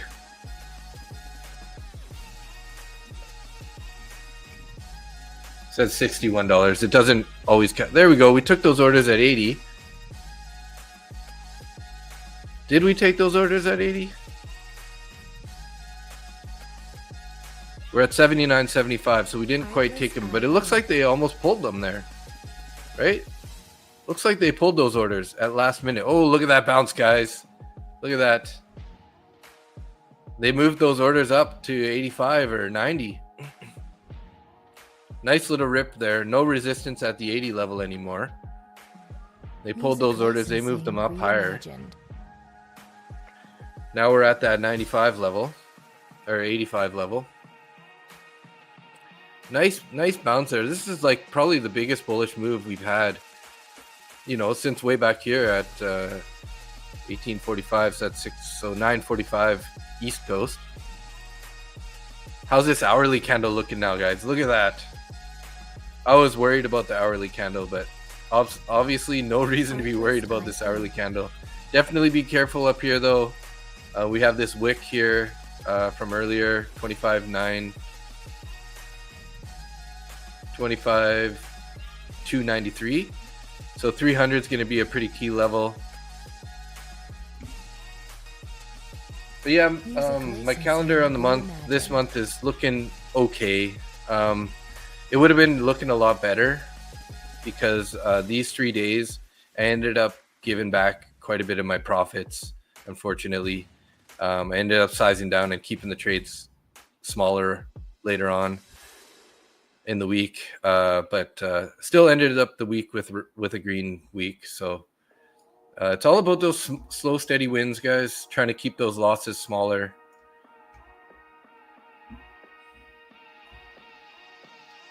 So what's up, everybody in X? We got 45 people in X. We got 25 people in YouTube and 1 in Twitch. Again, everybody, thanks so much for hanging out. Appreciate anyone who did subscribe and whoever hit that like button. Much appreciated. It's pretty awesome to have, you know, the support that you guys give. Thanks for being here. And hopefully you get some sort of little value from me, right? In some sense. If not, just somebody to hang out with and trade with, right? So this is a 1 hour chart. Let's go back to the 5. Keep an eye on this guy here. Artlist.io. So what was the high there? 85. We got up to the 85s. Didn't feel anything on the 85s. Looks like they moved them up to 87 and 90 there. 88 and 90. Looks like we got most of those orders are up at 90. Got a little bit thicker there.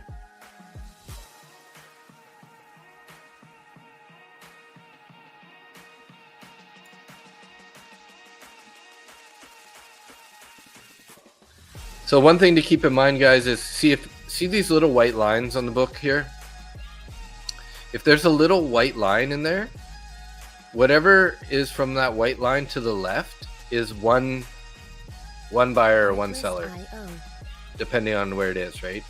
So keep that in mind. So typically that's going to be like algos or, you know, institution, obviously not right now, institution, or just like a big buyer or a big seller. But those can be pulled off the book pretty easily. So the good thing is at the 90 level, oops, let's do that. At the 90 level, it looks like it's real orders. So we got 27 real orders at 25,290. And this is NQ, right? This isn't the minis. These are, or this is minis, not micros. So I usually watch micros, even though I watch the minis, even though I'm trading the micros, just to see where the big players are playing, right? Again, looking for those draws on liquidity, whatnot. So kind of printing a little bit of consolidation in this level here. That would be sell orders, I would say, up above, right? If it's up above it, it's probably sell orders. Yeah, I would say that would definitely be sell orders or stops, right? If somebody's short, then it could be a stop. So it could be both, actually, right? Because that is kind of, you know, anyone who's like, if they're shorting up there and they see it coming down, they might put their stops up there.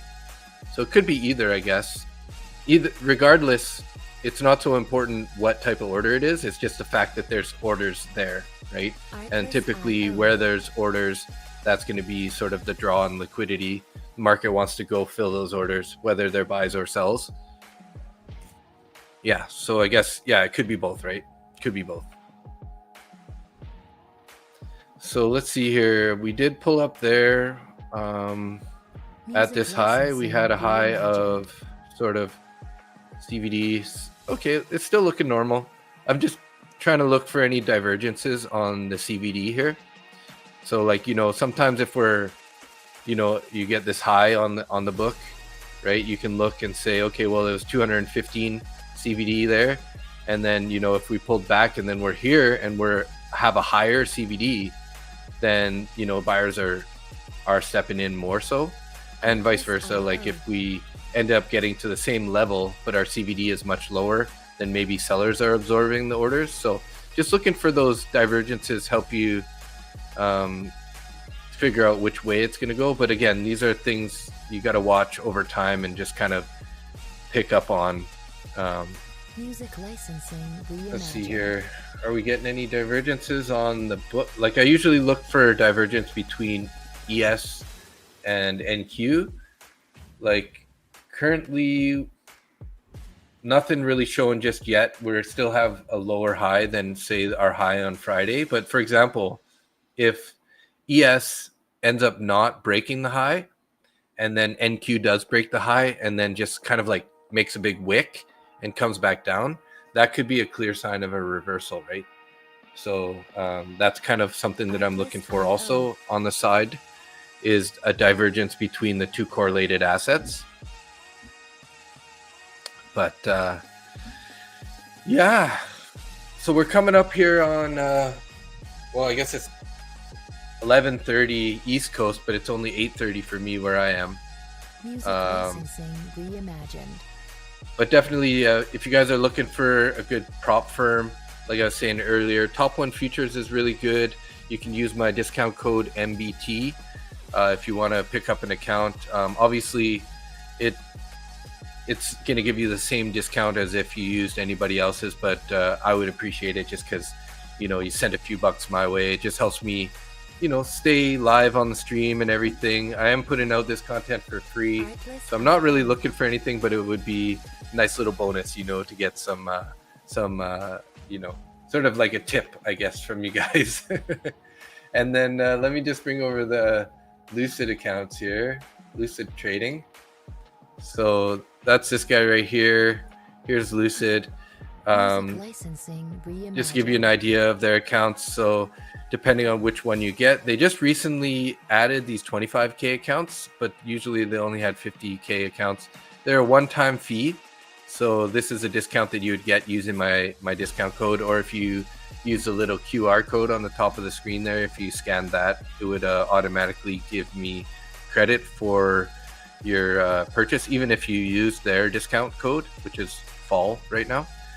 So it's a one-time fee. I trade the 50K. I would recommend the 50Ks, which you have a $3,000 top profit target, a max loss of $2,000. Drawdown type is end of day. So anyone who knows those intraday trailing drawdowns really suck. So this is kind of like the best drawdown type that you'd be looking for. They do have a daily loss limit of 1,200, which I think is also a good thing, because it just means you're not going to blow your account on the first day if you decide to go crazy. And then you got 4 minis or 40 micros as your max position on these accounts. Activation fee, there's none. And real-time trader dashboard. So basically, you can look at your accounts. That's sort of like, what is it right here? I think this one. Yeah. So this shows you guys my test accounts here. So these aren't actually accurate for some reason. Yeah. See, it says profit target is 1,041, but I actually have 2,500. What happened was I had the wrong email address in there. Like my computer auto corrected it, and then AJ actually, I went to talk to support, and AJ, who's the CEO, actually helped me out. He migrated all my accounts to the real email address, but because they migrated it over, this isn't showing a proper number. It's nothing I need to worry about, because this is actually my account balance. So I'm a little like I said, $465 away from passing this one, for example. But you can go in here, you can see your details and stuff, and it's a live. It shows you that stuff live, right? So definitely check those guys out. Those are my 2 favorite prop firms right now. And what are the minimum trading days on the evaluation? Oh, you can pass them on same day, 1 day trading. So yes, after you get, so they always state end of day drawdown. So if you look at the Lucid Direct here, see end of day. This is if you were to pay it, to go directly to their sort of like sim funded account. It's end of day drawdown too. Same kind of thing. $2,000 max loss, end of day drawdown, 1,200 daily loss limit, but the loss limit scales. So it's actually 60% of your peak end of day drawdown. So the higher you get the account, they give you a little bit more room if you wanted to size up a bit to get your profits, right? They kind of give you a little bit more daily drawdown. They do have a 20% consistency rule. So the best way is, for example, if you're trying to hit the $3,000 profit target idea, 20% consistency rule would be 5 times $600, and then you get there. So yeah, because take profit trader, that's what I usually tell people. If you're trading take profit trader, you gotta sort of be a little bit more of an advanced trader, because when you get the pro account, it's intraday trailing drawdown, right? So the way I trade my take profit trader account is I'm very aggressive on taking my profits until you get past that 2,100 buffer for the 50K account, right? Then you can start being a little more relaxed about, putting your stop to break even if you're up 500, right? If you're up 500, you should be taking your profits until you've got past that $2,100 buffer idea, right? So yeah, it's a little bit easier. They do have minimum days to pay out though, right? So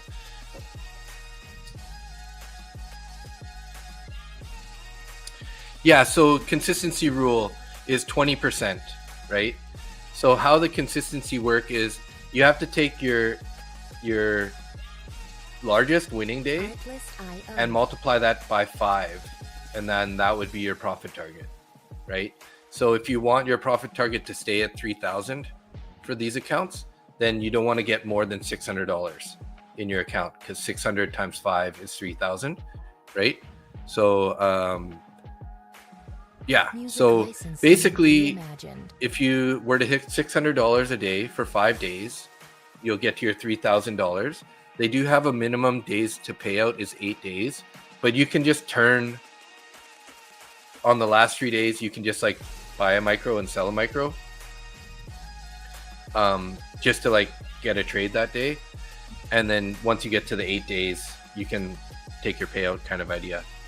But yeah, so the consistency rule is 20%. So whatever your largest winning day times 5 is what your profit target's going to be. Well, yeah, they just don't want you to win $3,000 in one day, right?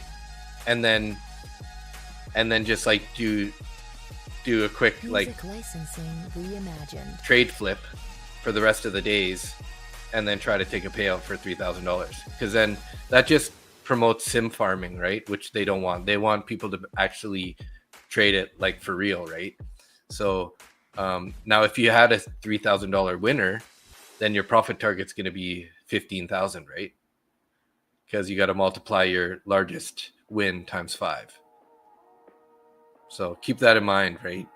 So when I'm trading these like on Project X, that's one good thing about Project X, right? Is you can go into your settings, which you do it on Trade8 also, but in here, just for easy to show you. So this isn't the best example, because this is I have a $1,500 profit target. To pass it, and you can pass this evaluation in one day. So I set it to 1,500 and 25. So it'll automatically liquidate and like sell the position and block me from taking any more trades, so that I don't, as soon as it gets into your profit target, boom, sells it for you, locks you out, and then you're not going to like let the trade come back on you and forget to sell it. And then you have to trade again to like, to hit the profit target.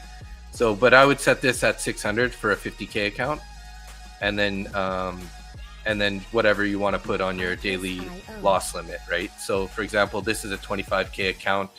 There's $1,000 drawdown on this account. So I wanted to have at least 4 trades on it. So I just put it to 225 for my daily loss limit. And then, then it's going to like, if I took max loss 4 days in a row, 5 days in a row, I would lose the account kind of idea, but at least spreads it out. So that's kind of the good thing. And then you set liquidate and block right in there. And then if you hit your daily loss, it's going to lock you out. If you hit your profit target, it's going to lock you out.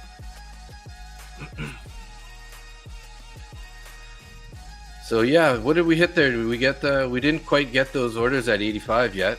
And look at the book there.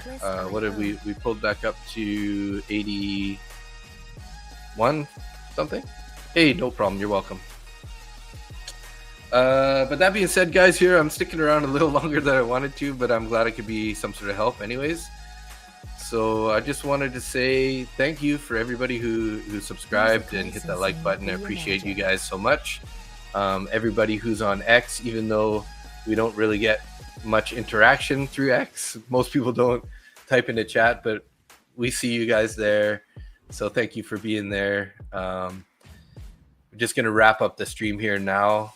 So gotta get some rest so we can be nice and ready for tomorrow's open. So yeah, thanks a lot for hanging out, Trader Cat, Aldo, and we had Johan earlier. We got Captain Lugnuts, Real Robot. Who else do we got here?